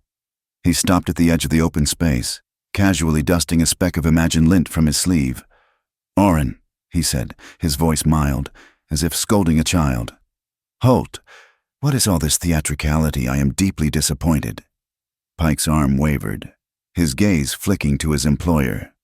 The arrival of Krieg, his paymaster, seemed to both confuse him and steady him. "Mr. Krieg," Pike said, his voice suddenly defensive. "This woman, she's lying." "She's forged these papers." "Of course she has," Krieg said, waving a dismissive hand. He looked at Tamsin, his smile widening, but it held no warmth. It was the smile of a banker foreclosing on a home. "My dear girl," he said, "I applaud your creativity. Truly, but you've made a terrible mistake. What you've uncovered is not a conspiracy." He chuckled, a dry, papery sound. "It's an accounting misunderstanding, a simple clerical error. My bank and the county have complex books. Things are misfiled. You've taken a simple disbursement and twisted it into something ugly. Now, this has all been very exciting, but it's over." He turned to the crowd. "This is a private bank matter. Folks, I will handle it. Go on home. The show is over." He was calming them. His voice was a sedative. His presence a guarantee that order would be restored. He was dismissing their fear, dismissing Tamsin's truth. "It's not an accounting misunderstanding," Tamsin said. Her voice was shaking, not with fear, but with a cold, pure rage. "Not when the misunderstanding is my life." She reached into the pocket of her novice's robe and pulled out a second, folded piece of paper, the other rubbing. "You're right about one thing, Mr. Krieg," she said, her voice rising, clear and true. "It wasn't just about the enforcement bonus. That was just the payment. This," she unfolded the paper, "is the motive." Krieg's smile faltered for the first time. He hadn't expected this. "A supplemental page," Tamsin announced to the entire church. "A surveyor's addendum, tucked away in your private ledger, marked SM Spur 17. The name meant nothing to the crowd, but it meant something to Bram. He stiffened, his head snapping toward Tamsin. "SM Spur 17 inches." Tamsin continued, her voice ringing like a hammer on an anvil. "A proposed route change, a new spur for the Silver Meridian Railroad, one that was never filed with the county registrar. One that, in fact, avoids the county-approved route entirely." She looked at the faces of the ranchers and homesteaders in the pews. "Why? Because the county route goes through the high granite. It's too expensive to blast. But this new route, SM Spur 17, it's cheaper. It cuts straight across the low valley." She turned and locked eyes with Bram. It cut straight through the grazing land of Harlow's Spur. Bram Harlow stopped breathing. It was not a realization. It was a physical blow. A ghost, a shadow he had been chasing for a year, suddenly took shape. The lost calves that were never found, the fences cut in the night, the dry spring that had been mysteriously dammed upstream, a dam no one claimed to have built, and finally the hay barn fire. It all clicked into place. A single, horrifying, perfect mechanism. It wasn't random misfortune. It wasn't bad luck. It was a systematic, coordinated campaign to destroy him. To bleed him dry, to break his spirit, to bankrupt him and force him to sell his land for pennies on the dollar. This land, his wife's land, the land they had just burned. "You," Bram whispered, his voice a low, dangerous sound he didn't recognize. He took a single step toward Krieg. You burned my barn. You stole my cattle. You were trying to push me out. The deficit I found. Tamsin's voice soared. Triumphant and terrible. The thousands of dollars you stole from the bridge fund, that was the money to build your illegal spur line. Right across his land. The accusation hung in the air. Complete and undeniable. The motive and the means, laid bare. Well, Leander. The new voice was husky, cold, and dripping with amusement. Dahlia Voss, the saloon keeper, in a dress of dark green velvet that was entirely inappropriate for a church, sashayed down the aisle, the crowd parting for her as they had for Krieg. She looked bored, as if this was all a mildly diverting play. She stopped next to Bram, ignoring him completely. Her eyes, cold and dark, were fixed on Krieg. You are a cheat, Leander, she said, her voice carrying to every corner. You cheat at cards, you cheat on your debts, and now, it seems, you cheat the whole damn county. Krieg's face was no longer pale. It was white, his lips a thin, bloodless line. Dahlia, this is not your affair. Get out. Oh, it's my affair, she said, smiling. It became my affair when you started storing your stolen goods in my backyard, under my protection, and then you missed your payments. She reached into a small velvet reticule. You know I was so troubled by this accounting misunderstanding that I brought a little something to help clear it up. She pulled out a single, heavy, black iron key. With a flick of her wrist, she threw it. The key spun through the air, end over end, and landed on the wooden altar with a loud, definitive clang. It was the key to the KBH/SM wagon. That's the key to your little office, Leander, Dahlia said, her voice sweet as poison. The one you left in my care, the one with the real, unglued ledger in it. Why don't you go on and open it? Show the good people if you dare. It was a total betrayal, a public execution. Holt Maddox, seeing his entire world collapsing, finally snapped. His loyalty to Pike was nothing compared to his terror of Krieg. He saw Dahlia, the one who had sealed their doom. You! He screamed, his voice cracking. With his one good arm, he lunged, not at Bram, but at Dahlia, his hand clawed, aiming to grab her, to silence her. He never made it. A shadow moved. Rufus Bell, the blacksmith, who had been standing silent as a stone, took one step. He didn't punch Maddox. He simply put his massive, soot-stained hand on the deputy's lunging arm. He grabbed the wrist, and he twisted. It was not a loud sound. It was a sick, wet pop, like a thick branch snapping. Maddox let out a sound that was not human. It was a high, thin shriek of pure, unadulterated agony as the bones in his forearm dislocated. He collapsed, cradling his now useless, mangled arm, his body convulsing on the church floor. A woman in the front pew fainted. Leander Krieg looked at Maddox, writhing on the floor. He looked at Dahlia, who was smiling at him. He looked at Tamsin, holding the proof. He looked at Bram, who was a step closer, his hands clenched into fists, his face a mask of murder. The banker's mask of civilization shattered. The parlor manners, the white suit, the condescending smile, it all burned away, revealing the raw, pitiless tyrant beneath. He had lost the crowd. He had lost the argument. He had lost everything. He made his final play. Enough! His voice was not a smooth baritone. It was a raw, primal roar of command. Lock the doors now! The townsfolk, confused, looked at the main doors. 4 men who had been standing at the back, men with the hard, dead eyes of the 9 spokes, moved as one. They grabbed the heavy iron bars that secured the doors and slammed them into their brackets. Ka-thunk! Ka-thunk! A wave of panic hit the crowd. They were trapped. He's locking us in, someone screamed. You were given a chance to leave, Krieg said, his voice deadly calm. He looked at Pike. Sheriff, clean this mess up. All of it. No witnesses. Pike understood. His authority was gone, but his gun was not. He raised the Colt again, his hand steady this time, his eyes as dead as Krieg's. He was no longer a sheriff. He was an executioner. He aimed, once more, at Tamsin. The crowd surged back, a wave of pure terror. But Tamsin didn't flinch.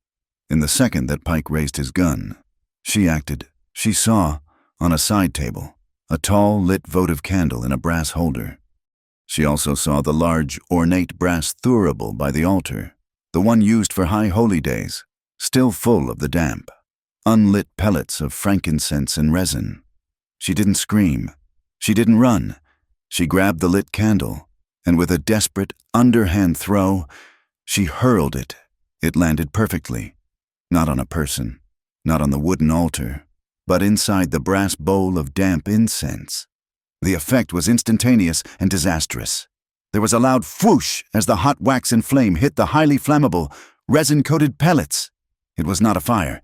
It was a chemical explosion of smoke, a massive, choking, impenetrable column of oily, acrid, white smoke erupted from the bowl, billowing toward the ceiling, instantly engulfing the entire altar in a thick, blinding fog.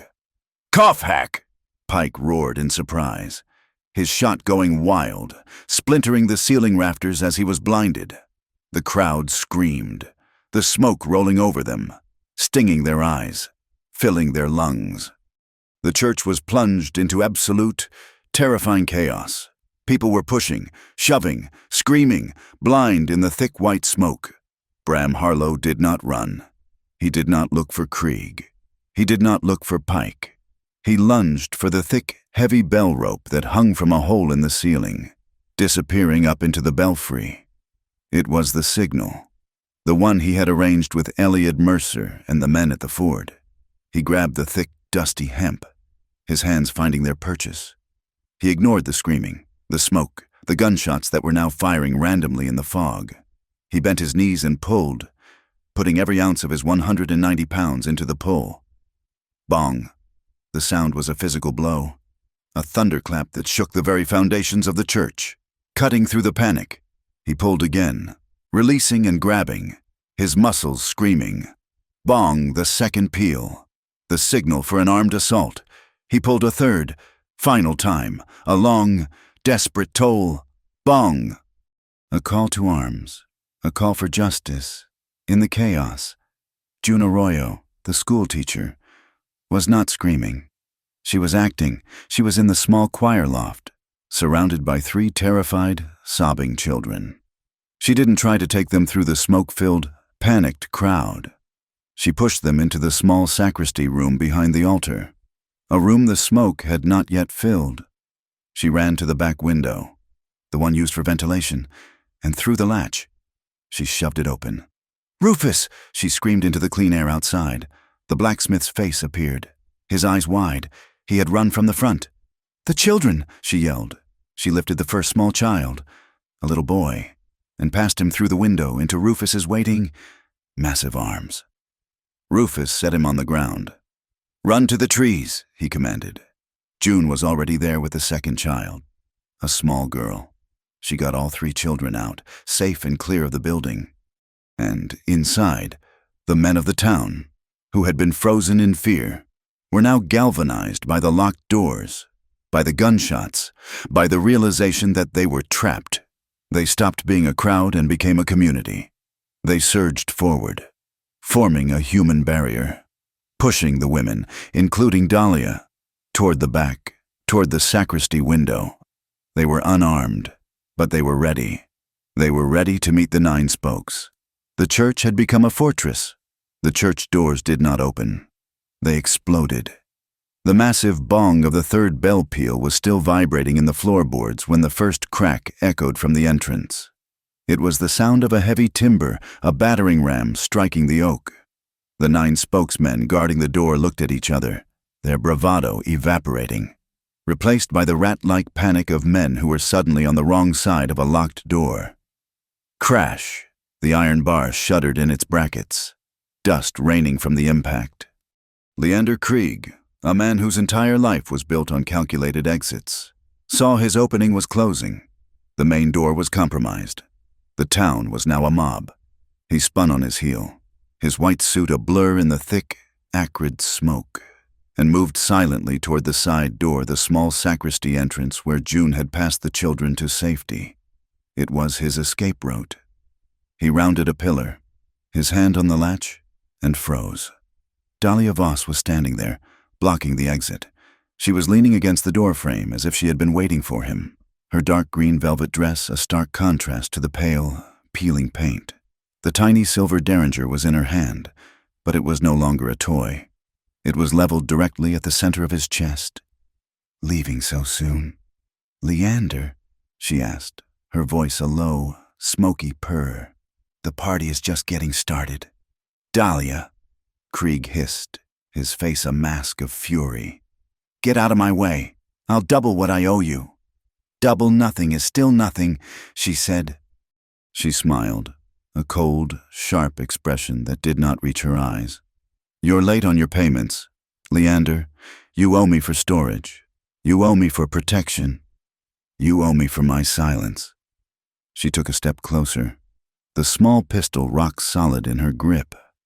"You see, we had a business arrangement, but putting a bullet in me or in her, that's not business." She pressed the muzzle of the derringer lightly against the fine linen of his suit, right over his heart. "This," she whispered, "is a collection. You owe money, Leander, and now you owe blood. You'll stay right here, and you'll watch this." Crash, boom, the main doors of St. Elia burst from their hinges, ripped clean from the frame by the force of the townspeople outside. They slammed inward, scattering the 9 spokesmen like bowling pins. A flood of pure, clean sunlight lanced into the church, cutting through the swirling, gray incense smoke. The crowd outside roared, not in fear, but in triumph.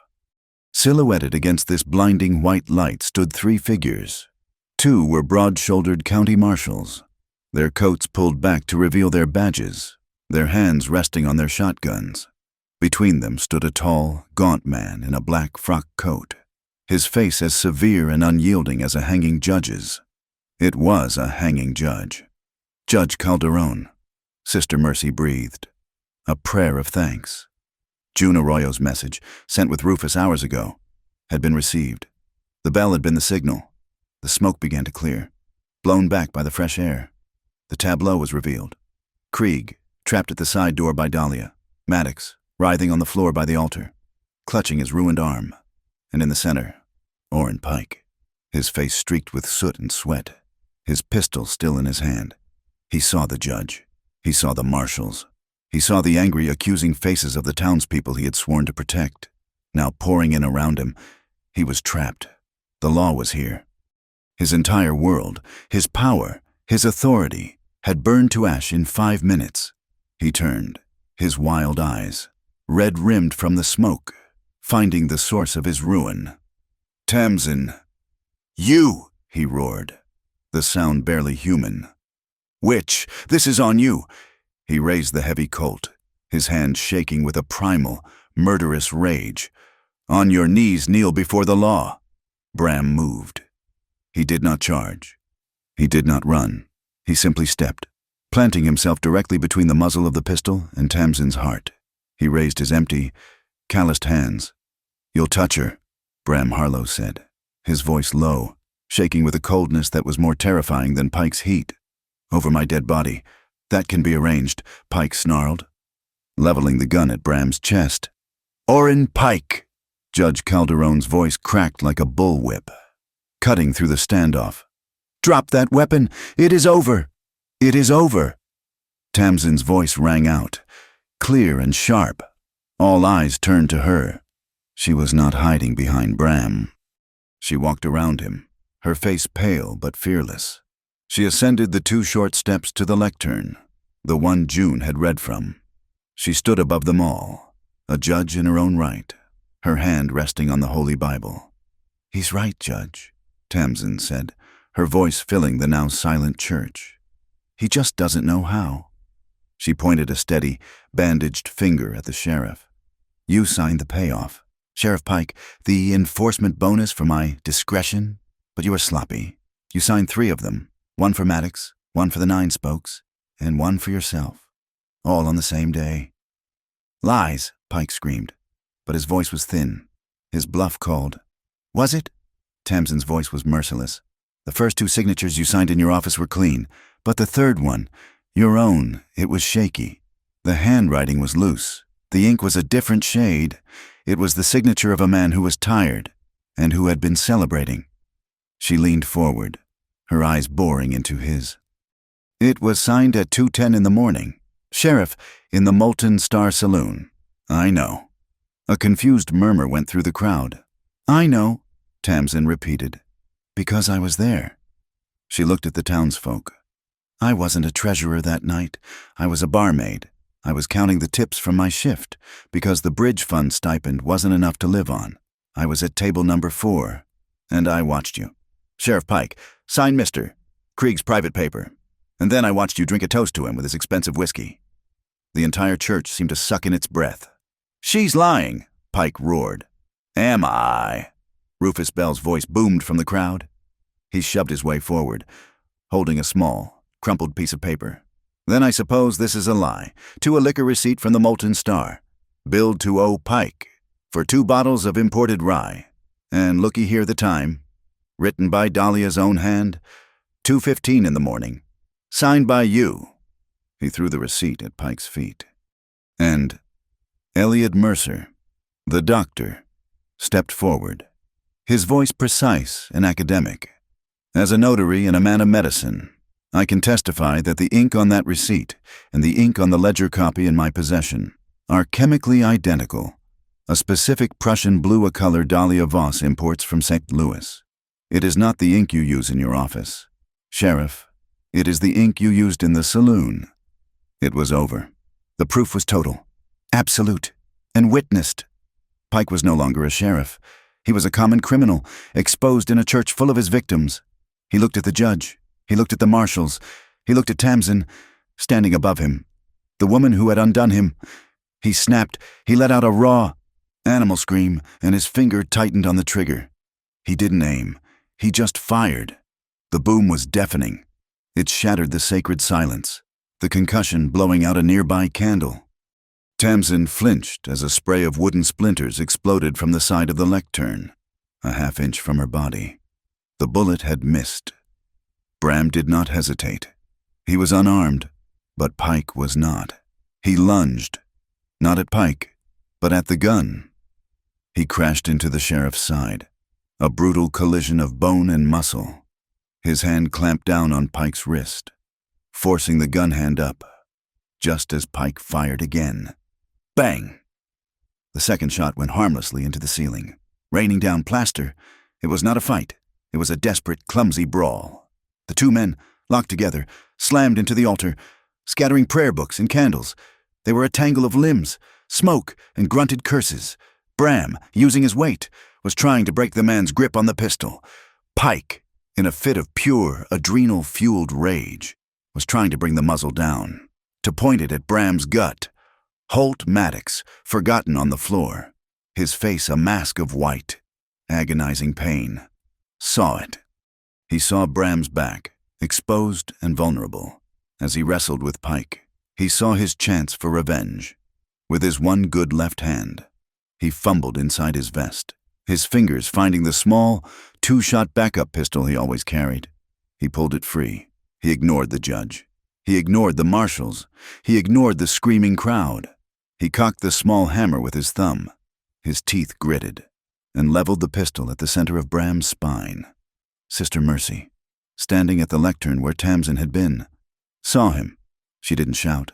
She didn't scream. She acted. The heavy, foot-long wooden ruler was still in her hand, with a sharp, practiced, overhand throw the kind she had used for years to instill fear in Rowdy. Drunken miners at tent revivals, she flung it. The ruler spun, end over end, a dark, whistling blur. It smashed, with a sound like a breaking bone, directly into Holt's aiming wrist. Bang! Maddox shrieked as the gun went off, the ruler deflecting his shot. The bullet tore a chunk from a solid stone pillar with a loud, stinging crack. The sound echoed through the church, sharp and final.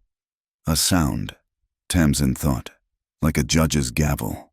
In the chaos, Holt's lunge for his backup gun had been his undoing. The heavy set of iron handcuffs on his belt, the ones he had brought for Tamsin, had been torn loose. They had fallen, unnoticed, to the floor. Tamsin saw them, while Bram, winded, finally ripped the main gun from Pike's hand and threw it skittering across the floor. Tamsin snatched the cuffs. Pike was on his knees, gasping. His fight gone. Bram held him down. Tamsin didn't cuff his hands behind his back. She grabbed Pike's right wrist.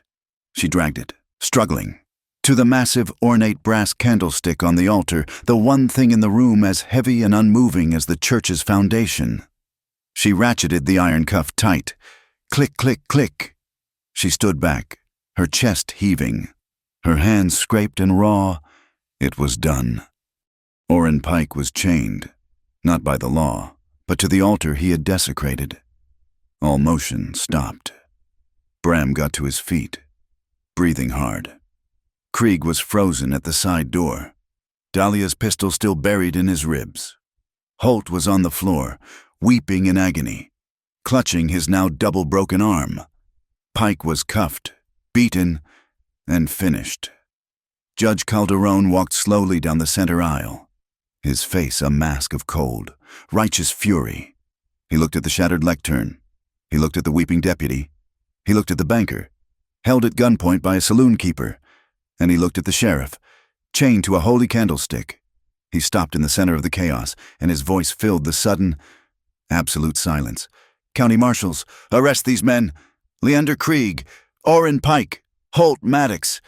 They are charged with conspiracy to defraud, aggravated assault, abuse of power." He paused, his gaze finding the bullet hole in the stone pillar, and attempted murder in a house of God. The churchyard was silent. It was a silence more profound and absolute than the chaos that had just ripped the sanctuary apart. The thick, acrid incense smoke, smelling of sulfur and sin, billowed out of the shattered main doors, dissipating into the sharp, clean, sun-drenched air of the afternoon. The storm had washed the world new, and the light that flooded the yard was a hard, unforgiving gold. The entire population of Larkspur Crossing stood in a massive, silent crescent, their faces stunned, their eyes fixed on the ruined entrance. High above, the bell rope, visible through the belfry opening, was still swinging, the last dying momentum of Bram's desperate signal. Then, they came out. The first was Orrin Pike. He was shoved through the doorway by one of the county marshals, his hands cuffed tightly behind his back. The sun hit his face, and he flinched, his eyes blinking, his authority gone. He was no longer a sheriff. He was just a large, defeated man in a dirty uniform, his badge looking like a cheap tin toy on his chest. Next came Holt Maddox, sobbing openly, his face pale and slick with tears of pain and terror. He was half-dragged by the second marshal, his two broken arms held uselessly at his sides. And then came Leander Krieg. He was not cuffed. He was flanked by the judge and by Dahlia Voss, who still held her tiny, elegant derringer trained on him. His white linen suit was smudged with soot, his hat was gone, and his perfectly composed face was a mask of cold, reptilian fury. He had not been defeated. He had been interrupted. The marshal with Pike shoved the sheriff roughly toward the jail wagon. As he did, the marshal holding Maddox moved to cuff Krieg. "Sir, you'll put your hands behind your back," the marshal ordered. Krieg looked at the man's homespun shirt and tin badge with utter contempt. "Do you have any idea," he hissed, "who I am?" The marshal, a man who had seen bigger rattlesnakes, did not reply. He grabbed Krieg's arm and wrenched it behind his back with a force that was deliberately, satisfyingly brutal. Krieg grunted in pain, his body lurching forward, and as he did, something fell from the inside pocket of his immaculate white coat. It was a small, elegant notebook, bound in dark, rich sealskin. It hit the dusty ground with a soft thud. The marshal, his hand still on Krieg, kicked it contemptuously. "What's this more of your false books?" "Allow me," Judge Calderon said. He bent down a stiff, formal motion and retrieved the notebook. He opened it. The crowd watched, holding its collective breath. They saw the judge's eyes scan the first page, then the second. His grim expression darkened. "Mr. Krieg," the judge said, his voice deadly quiet. "You are a meticulous man." He held the book open. Not for the crowd, but for the marshals, for Bram, and for Tamsin, who had just emerged from the smoke, blinking in the bright light. Inside, on the fine, watermarked paper, was not a ledger of numbers.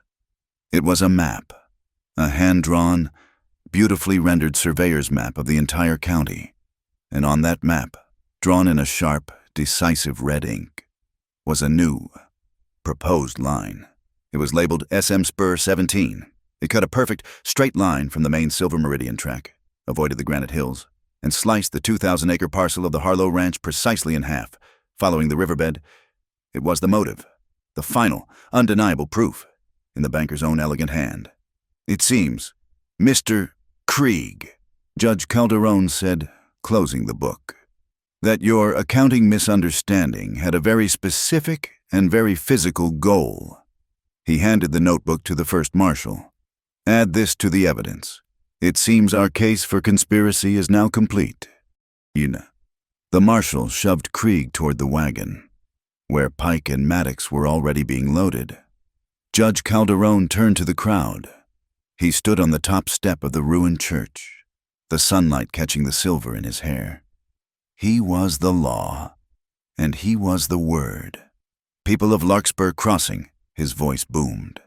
You have witnessed an abomination today, a corruption, not just of the law, but of your trust. Let it be known, by the authority of the territorial court, Orrin Pike is hereby suspended from his duties, his badge revoked, pending a trial for which I shall personally preside. A low murmur of approval ran through the crowd. Holt Maddox is charged with conspiracy, and with the attempted murder of Mr. Bram Harlow and Sister Mercy Quinn. The murmur grew louder. And Leander Krieg, the judge's voice reached its peak.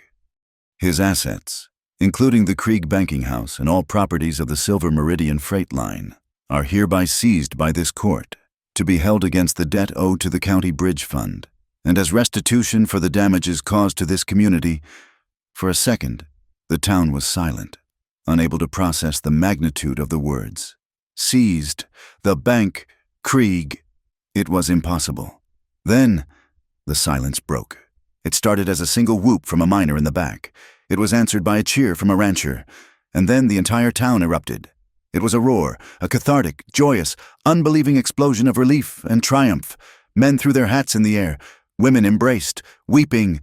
Rufus Bell, his face split by a massive grin, let out a whistle so loud it seemed to shake the trees. The sound of the celebration was so loud that no one heard the jail wagon door slam shut. No one heard the marshals shout to their horses. High above, a young boy who had shimmied up the bell tower in the excitement grabbed the swinging rope and pulled. Bong, bong, bong, the church bell, which had rung in warning and alarm, now rang in victory, a long, joyous, pealing sound that rolled across the entire mesa. In the midst of the celebration, Tamsin and Bram stood alone, untouched. The smoke had stained her novice's robe, and her face was smudged with soot. Her bandaged hands were scraped and raw from where she had cuffed Pike to the candlestick. She looked up at Bram, his shirt torn, his face bruised from the brawl. They just stared at each other. There were no words. There was only a look, a shared, silent acknowledgement of the hell they had walked through. It was a look that said, "We are alive." The cheering of the crowd was a distant ocean. A low, guttural sound cut through their silence. "You!" They turned.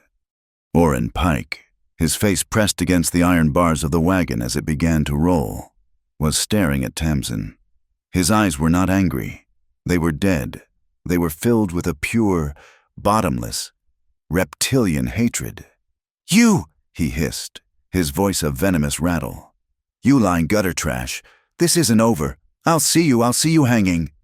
Bram Harlow's entire body tensed. A red fog descended over his vision. The fight was not over. He took one step toward the wagon, his hands clenching into fists so tight his knuckles cracked. He was going to rip the door from its hinges. He was going to finish this. A hand touched his arm. He stopped. Tamsin. She didn't pull. She just rested her hand on his forearm. He looked at her. She met his murderous gaze with a look that was calm, steady, and exhausted. And then, slowly, she shook her head. Just once. No, not like this. We've already won. Bram stared at her. The red fog in his mind receded. He looked at his fist. A blunt, stupid instrument of violence. He looked at her, who had won this with her mind, with her courage, with the truth. He unclenched his hand. He took a long, shuddering breath, and he let the wagon roll away. He let the hatred go. Mr. Harlow. Sister Mercy had approached them, her face stern, but her eyes kind. She, too, was smudged with smoke, and she still held the thick wooden ruler in her hand. "That was well done," she said. She looked at the cheering crowd, and then back at Bram. "But one piece of business remains. The town is celebrating, but the law is precise. An accusation of honor was made against this woman." She gestured to Tamsin, "And a defense was given. Before this entire community, that defense must be made whole. The word must be spoken, to remove all doubt and all stains." Bram understood. The lie at Mesquite Ford had been a shield. Now, it had to become the truth. He turned to Tamsin. The cheering of the crowd seemed to fade. The ringing of the bell was a distant echo. There was only her pale, intelligent face, her eyes, which had seen the absolute worst of men and had not looked away. He reached out and took her hand, not her wrist, not her arm, her small, bandaged hand. He laced his scarred, dirty fingers with hers. He faced the town. He faced the judge. "She is my wife," Bram Harlow said. His voice was not loud, but it carried, clear and steady. Over the din, the crowd quieted, turning to listen. "When I found her, she was a stranger. When she faced them, she was an ally. But she is more than that. She is my partner." He looked down at Tamsin, his voice softening, but his words becoming stronger, forged in the fire of the last 3 days. "She is my wife, now, and forever after." He turned back to the crowd, his voice rising. A public proclamation. A final, unassailable truth. "She's my wife now." The silence held for a beat, and then the town erupted. It was a sound of pure joy. June Arroyo, standing nearby, burst into tears of relief. Rufus Bell let out a whoop and threw his hat, a heavy, black, soot-stained thing, high into the afternoon sky. The bell in the tower seemed to ring with a new, frantic joy. The town, which had come to see a hanging, was now celebrating a wedding. Judge Calderon stepped forward, his severe face cracking into the barest hint of a smile. He raised his hand for quiet. "The marital status is hereby recognized by the territorial court," he announced, his voice formal, but warm. "The accuser, Orrin Pike, is discredited. The witness, Mrs. Tamsin Harlow," he said the name with deliberate, legal weight, "is found to be a citizen of good standing and is now under the full and permanent protection of this court." The words sealed it. She was safe. She was free. Her name was cleared. The crowd cheered again, surging around them, patting Bram on the back, embracing Tamsin. In the middle of the happy, joyous chaos, Bram pulled her closer. He looked down at her face, smudged with smoke, streaked with tears she hadn't even realized she was crying. The afternoon sun, low in the sky, caught the golden alkali dust that still hung in the air, enveloping them in a perfect, hazy light. He was not a man of fancy words. He was not a poet. He was a rancher who had found something more valuable than land. He leaned down and, ignoring the cheers, ignoring the judge, ignoring the entire world, he gently pressed his lips to her forehead. It was not a kiss of passion. It was a kiss of sealing, a promise, an oath. Tamsin closed her eyes, her bandaged hand gripping his, her other hand clutching the front of his torn shirt, and for the first time since she had left Philadelphia, she smiled, a real, trembling, exhausted, and unbelievably proud smile. Thank you so much for listening to our story. We truly hope you enjoyed this ride through the untamed West. Where in the world are you listening from? Let us know in the comments below so we can share our thoughts and connect. Please subscribe to our channel. Wild West Stories, 1850, and give this video a like. And if you truly enjoyed this tale, please consider supporting us by hitting that hype button, so this story can be heard by even more folks out there.